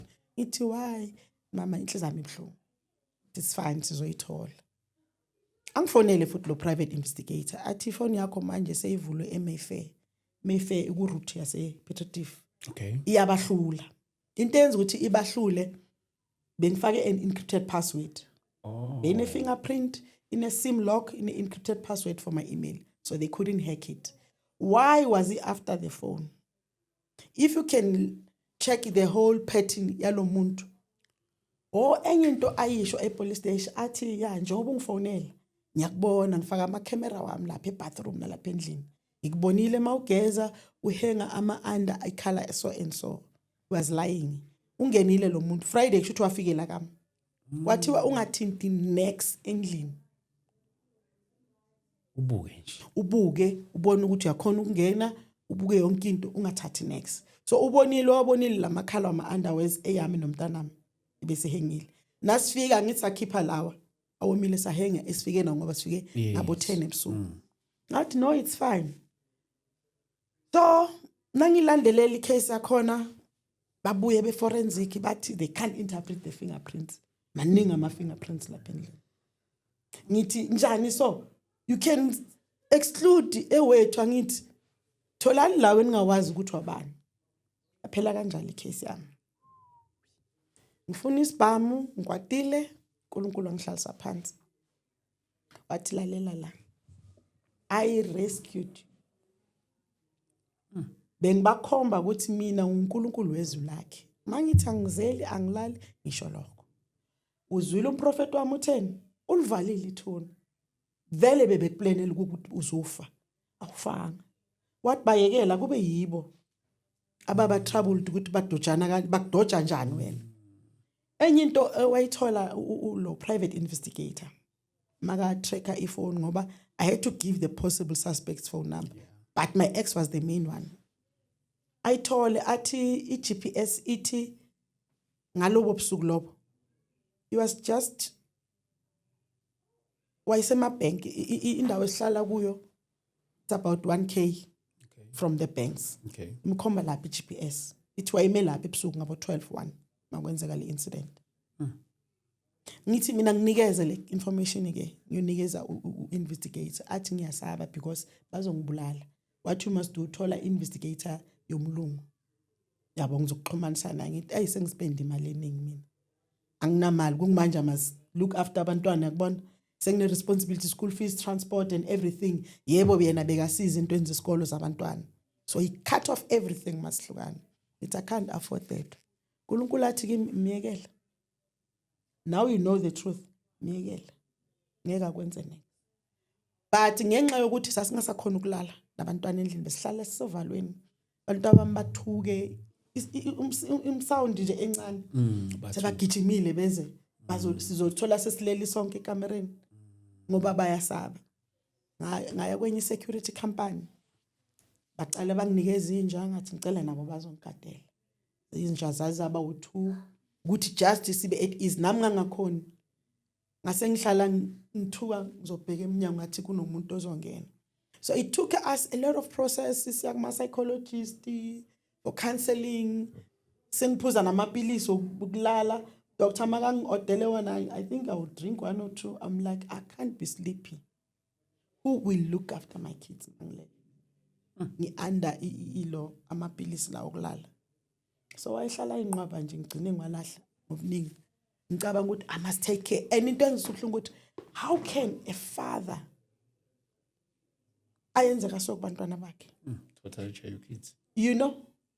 And ngathi nangibuka the whole thing ukuthi okay lo muntu ungenile kaJontshanga next uthatha ifone yami nama underwear. Kahle ubezokwazi ukuthi aclaim into enye bengicabanga ukuthi sathi mas divorce ngamncenge ngathi angayithatha ipension yami because yena bekasa resign kaningi. Wa resign makabaleka abalekela incident ukuthi ngiphonye ngenhlafu wazosebenza ngapha. Nakafika ngapha eMiddelburg wathenga a brand new truck. Wayolanda utaxi driver le ekhaya. Wamqashela iroom while furnish ama fridge into angasenzeli izona thina. Speed no lo mfana lo ngifuna ukuthi angabi nama excuse makumele ngisebenzele. Guess what? Mfana truck wayifaka lapha uR35 yaphelela khona. Brand new. Without me knowing ukuthi uthenga itruck ngihleli naye endlini then ngizoyibona sekayibeke ingibeli kithomba athi mina ngimbambe ngenhliziyo na itruck yakhe enye feeling it enye futhi a brand new one athi excess ifuna 180,000 so yena he can afford ngathi awaskisi ba. So bekulo umuntu loyo ya resign.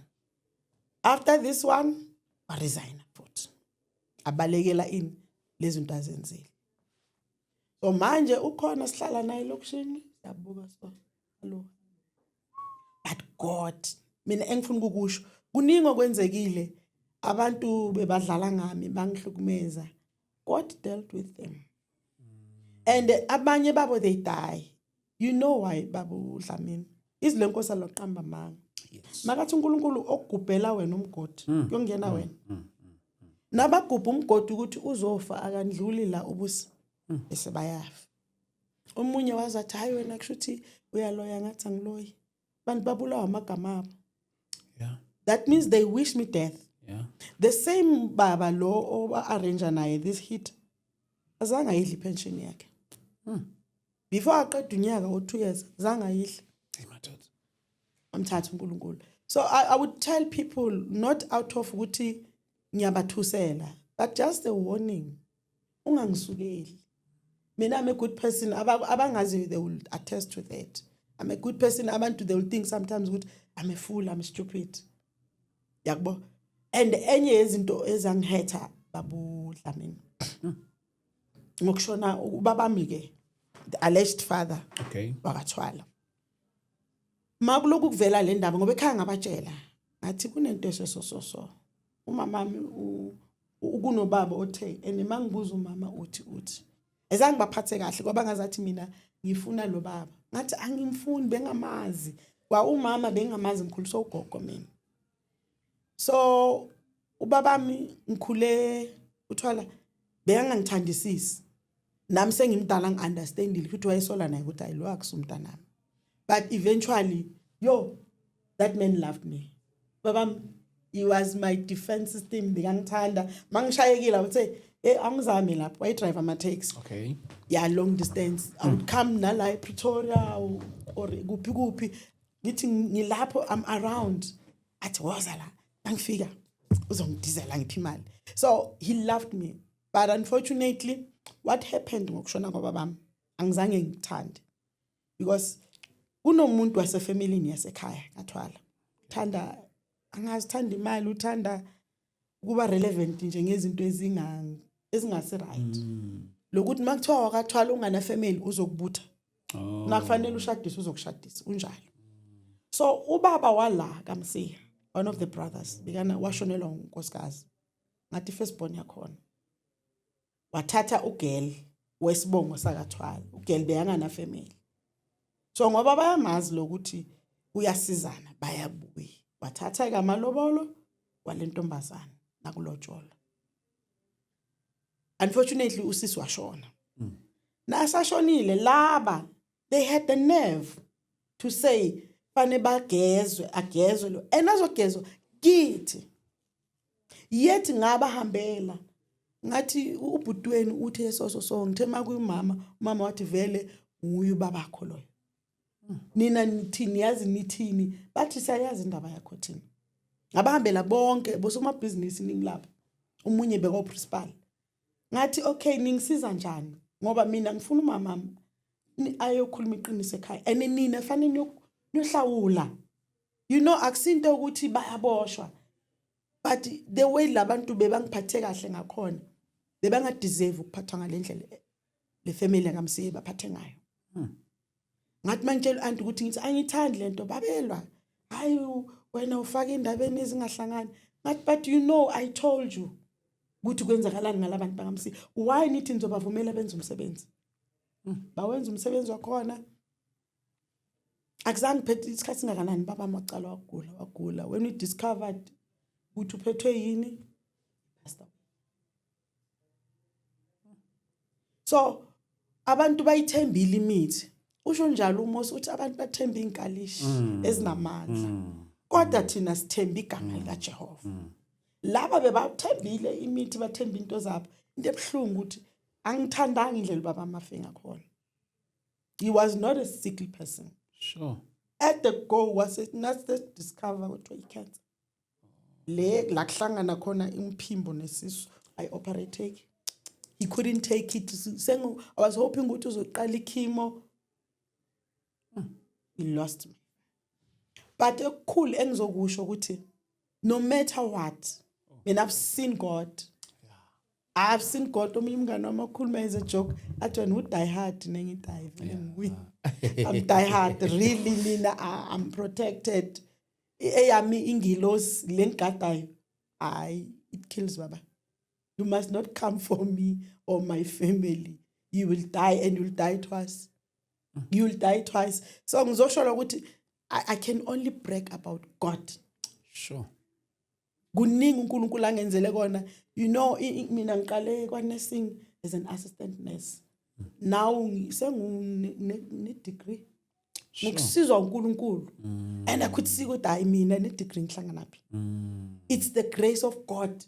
I would focus on that. You know, abazalwane or abantu uma sebeshayekile, they will opt for utshwala. True. But opt for a promiscuous lifestyle, you know. But I chose my focus. I said, God, ngizofunda la, nakhonza, ngifuna ukutholakala ngisehlazweni. And yazi benzani?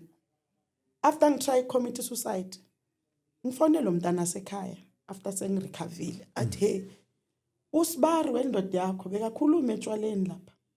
Asho athi kaLevi. Bathi bawuqambela amanga kubabukumbu ukuthi wena njengoba bowuzibulala ngoba le ndoda ikubambe ukuthi uyatshola and uyisidakwa somuntu. Ngaze ngithinta utshwala. Ngaze ngimjolele lo. Uyangazi ukuthi ngisindisiwe. They were trying to tarnish my name. Okay. Elinye ilanga sengiyaye ekhaya, ngiyambona ubaba. Angitshela baba, athi yesishani. Yazi uzile uzibani usibari wakho. Azongitshela. Lesikhathi umuntu kwaziwe enkonzweni ukuthi uyi-elder kodwa uhlala ematshwaleni. Kwaba nobunye ufakazi intombazane yazomreport ukuthi uyayishela ku Facebook. Those people nje abagreed noma sihlukana izinto zakwami mina ngitholanga next. Futhi angikhaleli. Yeah. Kodwa zazi tholwa yibo. It's fine. That was not enough for them. Bafuna ukungimoshela ke manje kubantu because bathwashwa athi hayi siyazi ukuthi babugumbi yamthanda. Sifuna ukuyomosha. Kho kuyena. Yeah. Angitshela umkhulu. Ngathi hayi mkhulu ungawari. Ngizwile before bazokutshela ukuthi bafuna ukusihlukanisa mina nawe. Sihlala nomkhulu sixoxa uthola izinto engakwazi. He was a father figure to me. And he was so loving and welcoming. The way bekathanda khona. I hope unzwile noma angasekho ufakazi babantu the way he was a giving person. Yeah. He was that generous person, Baba. And one thing I can remark about his passing, I did once made a clip, but I felt ukuthi ayihambanga kahle. I saw a vision in 2018 after bangithe enkonzweni ngiyacula ke mina awu masicula bekuyinkonzo yabo lo baba lo avela keyboard angibuka uyara Sure. wonke umuntu ebukile. And can you imagine mina uma ngizofika ngimoshakela lo mshado kule 3 years 11 12 13 ngizange sakhonza assemblies. Yabo lokuthi uzothi ama friends lento kungadiseni athi hayi lena amaloya esichitho asambe senkonzweni yabo pastor wethu wenza deliverance aphuma kanjalo assemblies kulo 3 years. One time afikile babugumbi ku change of pulpit afike athi ngikufunile sishaka ngikubonanga ngimtshela ukuthi hayi baba mina ngikhonza la ekhaya if ngize sanetona lesa ngaphuma kuma ministry azange asho next just smiled wangibuka wa smile kwakungazathi zosha wena nangicabanga ismile sakhe lasezinginetha kwakungathi wayethi hamba sawubona ngawe zanginetha kulo 3 years ne. But I was like Jonah kulo 3 years. Jonah nabaxabana noNkulunkulu babanga ukuthi akayoshumayela abantu baseNinive ukuthi bangabhujiswa. Yena into emkwatisa uJona ukuthi uyazi uNkulunkulu eventually uzobaxolela. Yeah. Into yayibanga angafuni uyalathu khona. Yeah. So wancamela ukuthi aye Tarashish. Walahlekelwa imali wajijelwa lapha kwifish for 3 nights. That was me for 3 years. uNkulunkulu wayengibambe ngefish. Ngibuya assembly sengibuya after kwi memorial service omunye ubaba esebenza naye. Mangihlabelela ngithi sihlabele I memorial service be hostwa yithi. Okay. Khona laba assemblies. Umoya ongcwele athi kimi laba abantu basekhaya buyele ekhaya. Sure. That's how I went back. And mangicala ngibuyele ekhaya izinto zami zabangcono. Ngangu credit bureau, ngu debt review, I couldn't do anything. But ngakhona ukuphefumula ngathola indawo very affordable. uNkulunkulu wangenzela impilo yaba easy. Ngibuyele kule vision yami ngo2018. Sebangihethile ke enkonzweni bangathi shush yo. Kwavuka ivow engayenza. Nangibuya ngathi uNkulunkulu angiphinde ngihambe. Sure. ngamane ungibulale. Because God set me down. What's all right?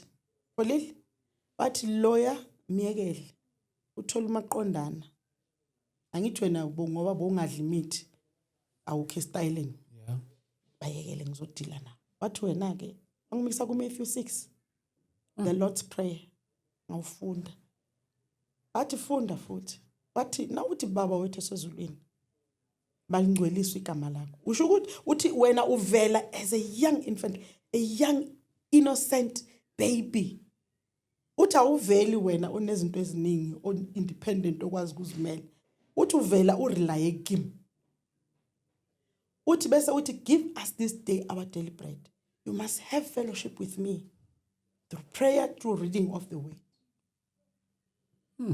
Bese uthi usithethelele izono Oh zethu. my God. Njengaloku nathi sibathethelele angabali ngathi wo uNkulunkulu yima kancane ngithethelele uX angenze 1 2 3 4 nefamily yakubo what athethelele ngathi ngithethelele lentombazane omkakhe eyenze 1 2 3 4 athethelele ngazibala ngathi there was a time ngiphelelo wakuhamba uphelelo petrol endleleni ungazobemeza abantu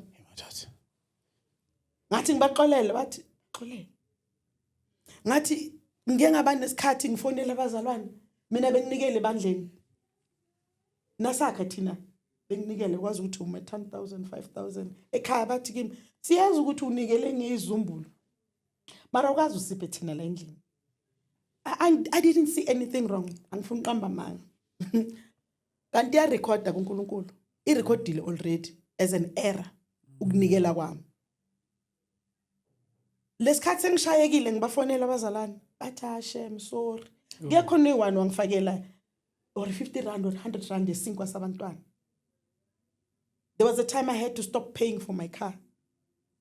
Ngithi ku garage come and take your car. I can't afford it. Ngoba na uthi uyabuya ninini la sela khona sabangikhiyela ngaphandle nabantwana. So athi baxolela. Ngithi uanti wami no baba umncane wami laba bakathwala. Anti wathi ngeke. Oh baba umncane wathi ngeke le moto idliwe. Wayo surrender partial of his pension. Wasebenza brewery. Bangithumela 30,000. Wathamba ubhadala imoto 3 months zobona enye wenza. Anti wangithathela loan after that. Obeka icleaner. Ngathi njani ngixolela abazalwane wathi kanti wena bowunikelela ukubukwa na. Bowunikela kulabazalwane or bowunikela kimi? But bowunikela kimi. I had to repent. Ngathi ngiyaxolisa. But don't expect anything kubazalwane abakweleti. Na unikela usuku unikela kimi. Nangithi dijela isinkwa ngapha uyosithola ngale ngisho lokho. Bakweleta abazalwane. But okay, I repent. Wathi lo mthandazo bese athi ungasingenise kulingweni. Yes. Wathi uma ungashongo njalo you're saying when you steering wena whatever comes your way uzoyimela. But mawuthi ungasingenise kulingweni you're saying ngidepende kuwe uNkulunkulu ngithembe wena. That's why imoto yami ungayibona ngipersonalizeile ngithi God ngithembe wena. Ngaw interpret it's a Hebrew word elithi yada. Ngisho ukuthi God ngithembe wena ngithembanga umunye umuntu angithembanga isalary ngithembanga because angiphili ngesalary.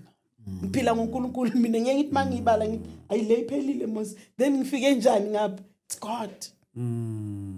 So God corrected me ukuthi ifamily I must take care of them. Mangiyo pledge enkonzweni angiqale ngipledge bangabe kune pledge 5,000 fanele ngibone ukuthi ngizoba nayo na ngoba fanele ngiqale ekhaya. So I started recognizing ama birthday wabo. Sure. One of the things benganaka ama birthday bengaba celebrate. Mina nkinga nje. Uyakubona benganankinga futhi. Ukuthi vele akusinto celebrateayo or and just to say it's your birthday happy birthday kube into yethu intimate bengakwenzi. I started checking ID number ka aunt. Uanti ubirthday yangu 10 January. Lo bethina besihlala celebrate enkonzweni nakuthuba kumbi wenza 10 years 50 years you know I would be hands on but I wasn't aware Of this one. Sure. And nabinzalo ekhulile lapha kaBhengu. But abakhonzi ngama reasons wabo. But I don't blame them. It's not my place. They love me for me. aphenduka bazothi ungasingenise ekulingweni kepha usindise enkohlakalweni uNkulunkulu wathi yabo le deliverance boyifuna for 3 years phela nala kudliwa khona utshani ngajika khona mina hambe nama document bawathandazela marriage certificate nezithombe zendlu ngangifuna ukuyithenga wanyamalala nethi naceda ukungithandazela lo yamfolweni eNigeria ngacishe ngafa mina kule group layer iyawela ubonda I was supposed to be part of that group ngase ngitholile letter phela ka TV Joshua bowulinda uzuthole i-invitation letter efana ukuye embassy uyo apply visa nani I couldn't afford a simple loan. I couldn't afford yaka 20,000 30 couldn't afford kanti uNkulunkulu wenze ngamabomu ungisave ukuthi ngayofela lapha so mangibuyela assemblies uNkulunkulu wangisave right asicede nomthandazo sure bese athi usisindise enkohlakaleni ngokuba umbusongo wakho athi yimi uNkulunkulu inyama yonke kingdom ephilayo yami I had to repent okay bese ngibona le vision ke sengidubile ne ngathi okay angizi ukuya enkonzweni angiyi kuma ministries ivawe engayenza ngathi angindawo sengihleli bengihambisa abantwana enkonzweni ngibuye ngixolise ngifike ngilahle 3 October ngilele aphamile ngabo 3 ekseni ay toilet ngabuye ngalala ubona ivision ngathi ngisenkonzweni inkonzo yabo mama sizonikela usually siba nenkonzo za local bomama bayiphethe imali bazonikela mina ngimela lapha epulpit nalabo baqoqa imali but la into engayinothisa kuyaphithizela la siphithiphithi baze bathi ningaletha ama coins cela ukuthi ninikele ngamaphepha sebayenzile ibox eli round ukuthi nje just twist it ufake ngithi nami komunye engicela ungiphe ngitshintshele lama coins ungiphi amaphepha fake bese ngibuka labo mama bayeza bayacula bathi ewe lowo but bayicula in sadness mina kwenze njani why labafazi baset bezonikela bafika bayanikela bahlala phansi into ithi yes abantu bayiphethe imali bazonikela kodwa bayinikeli from their hearts bayanikela ngoba kuthiwa uyafuneka bese nasiceda ukunikela lapha kuba nomama kubiza ubufakazi lo mama uzofakaza ngifuna ukuveza indaba yamkhulu relationship yami noBabGumbi nokuhamba kwakhe bengekho aware ukuthi ngiyawonishwa lo mama eceda afakaze athi uNkulunkulu ngibusisile bekahlala emkhukhwini bekaswele now umbusisile unomuzi it's like ube ne breakthrough so uzonikela ebandleni ngestofu samalahle ngibona number 7 yeah athi nasi stofu number 7 ngizonikela ngaso nalesi esinye si2 sine hood okay bese kunamabhodo ayi3 we bronze khona large medium no small athi makakhuluma ngalamabhodo awakhomba mangibheka usmall uyakhuphuka uthi uyavuleka kube khona no medium mangilibheka to confirm yabo naye uthi so angithazi siphi le scripture esikhuluma ngokuthi ngabona amabhodo we bronze encithakalo athele emhlabeni angisazi sikuphi that's the interpretation yalama bhodo uyibona la ya yes okay bese bathi kimi ngicela uyosilungiselela ibrayi umama lo arrangele ibrayi sicela usilungiselela umlilo la bengikhona epulpit angibengazi mina ukuthi kunomnyango ophumelayo bekuhlale kune draping ngithi lapha stage kodwa on that dream ngawubona umnyango ngaphuma kulo mnyango ahlanga bezitry even encane yathulula amalahle net nayiceda ukuthulula amalahle le van umnyango lo ngumva kwami ovaleke wehla ikhawu zomlilo ama sparks la purplish bluish yellow yabo aba around me kodwa azange ngishisa mina ngithuke ngithi ngizosha mangithi ngiyazibheka enyaweni angigcoka ngizicathulo ngithi ngifuna ukubona ubuyela phakathi umnyango sovalekile from there kwaphela kwasuka lo mlilo lekhawu zomlilo kwangathi khona umuntu odryisa ikhanda lami so uthi libhekise sibakabhakeni ngabona amafu ahlangana speed kwakhandeka ubuse behashi lalunophondo la limbethe so kwathiwa leli hashi lasebukhosini liza liyagijima I could hear the sound liza ngamandla lize emhlabeni from there futhi ikhanda la shiftwa so on the other side ngabona ikhanda lomntwana lo mntwana beka set before ngibona ikhanda lomntwana ngithuswa yilezi zinto engizibonayo ngibone istepis esispiral esikhuphuka so nasifika so it's like a cloud sime ngathi isandla la kune entrance kunabantu abahleli la and they're so happy baya waiver omunye uhlelele ngapha close to the door umama pregnant umene toddler la nale toddler la ngwevela so lo mama ngabona isisu sakhe sivuleka kay 3 layers I could see the baby inside even the lo mntwana ongaphakathi esiswini was happy angwevela naye waceda kwavala futhi 1 2 3 from there kwangena owogcina wavaleka lo mnyango wefu lahamba if malihamba lefu mina ngithuke ngithi yini lento engiyibonayo ngithi yazi uyi1 umuntu ozongichazela lento le babugumbi ngibuyele phakathi ngimfune mangimthola ngimtholisa officeini lakhe ngithi baba yazi khona into eyenzakala la ngaphandle ngicela uzongichazela ukuthi yini athi kimi babugumbi angangibheki nokungibheka emehlweni futhi baba athi angengikhona ukuza sishange ngibhizi ngilungisele kuye Durban ngiyoshumayela khona so ngi-arrange indaba ze-transport ne-accommodation enyakuyo meaning of that remember istofu number 7 this was 2018 baba ushone 2024 ne okay is it 24 25 shone last year baba okay so umubala from 18 to 25 it's 7 years so njoba wayethi angeka khona wayengivalelisa uNkulunkulu wayengitshela ukuthi in 7 years time uzohamba but I wasn't aware I wasn't clued up ngi understand le vision after babugumbi sekahambile oh okay it's 7th year 2025 okay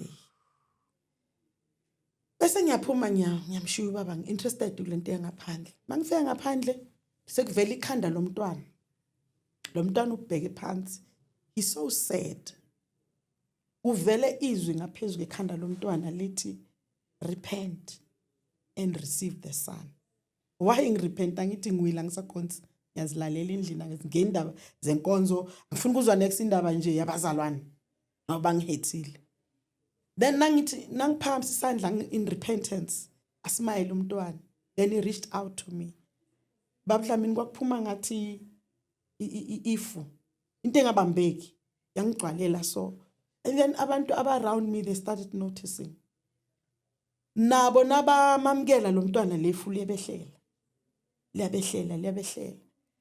abantu abaningi sebagcwelele ilefu ligcwele phansi ukwabona lama clips bathi kuwe if la roll bekuyinto enjalo okay bese futhi ikhanda lami ngizwa kuduma kube khona ongthenayo so ngizwa umdumo ngibona umnyango wetrain uvulekile yaduma yazi goods train saw it kube khona izwi ithi ibandla lami libhizi ngemali they don't care about the souls unukubuya but they are not ready they are not ready yaduma le train uma ngisalele lokho avele wanqama ukubuthongo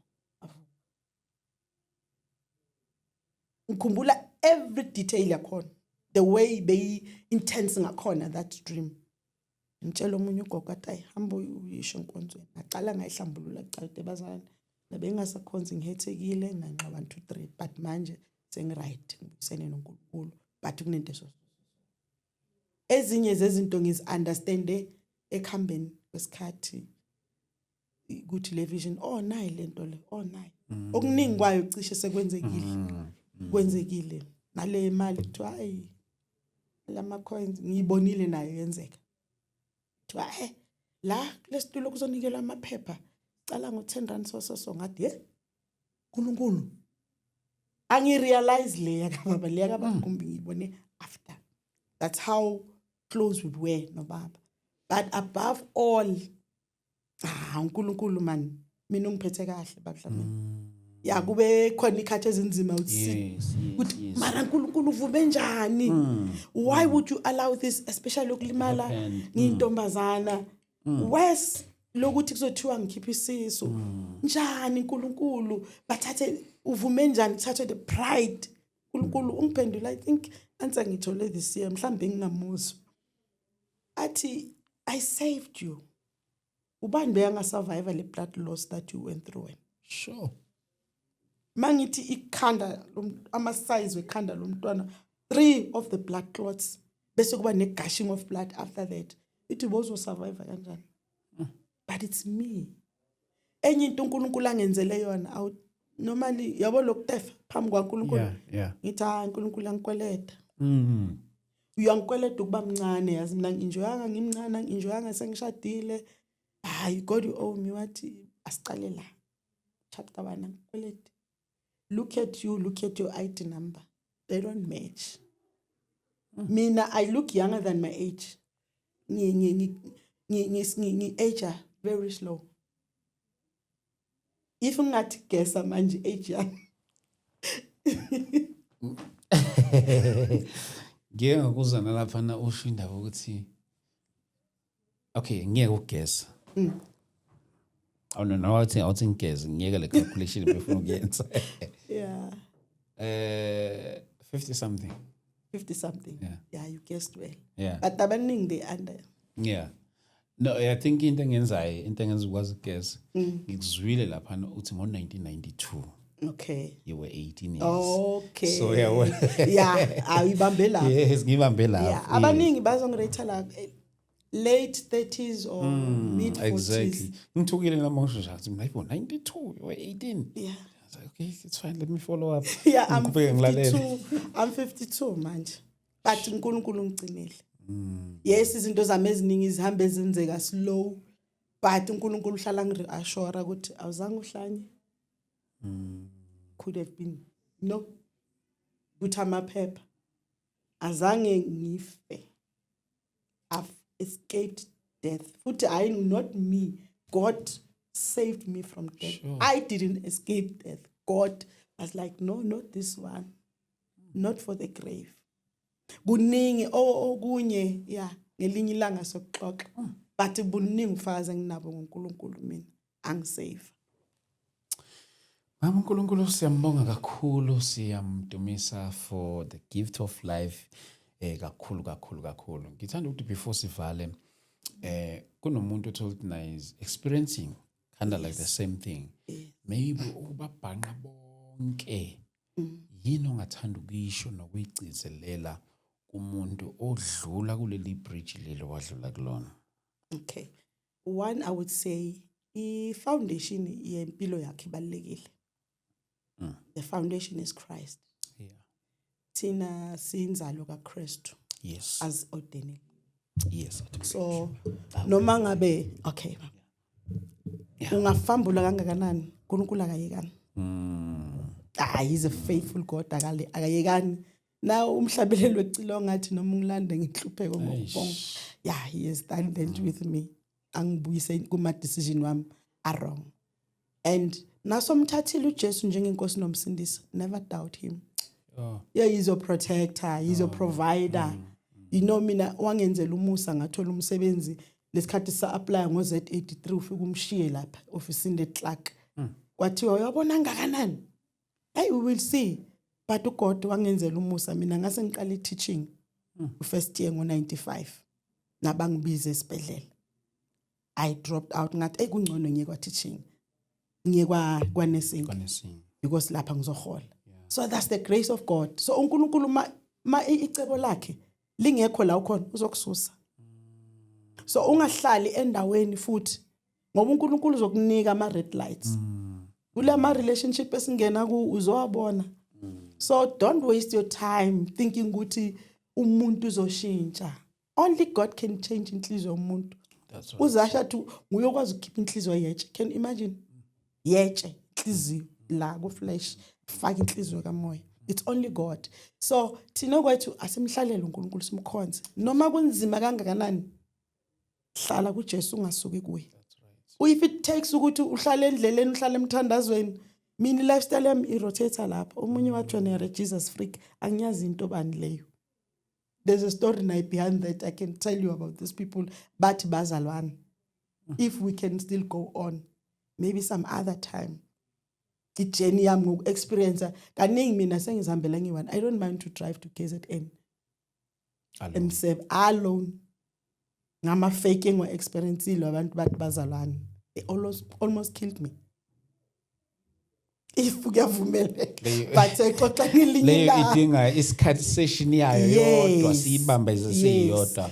But anyway, thank you so much, Mama. Thank you so much for coming and sharing the journey of your life with us. Siyabonga kakhulu, Mama. Thank you so much. Ngiyabonga nami.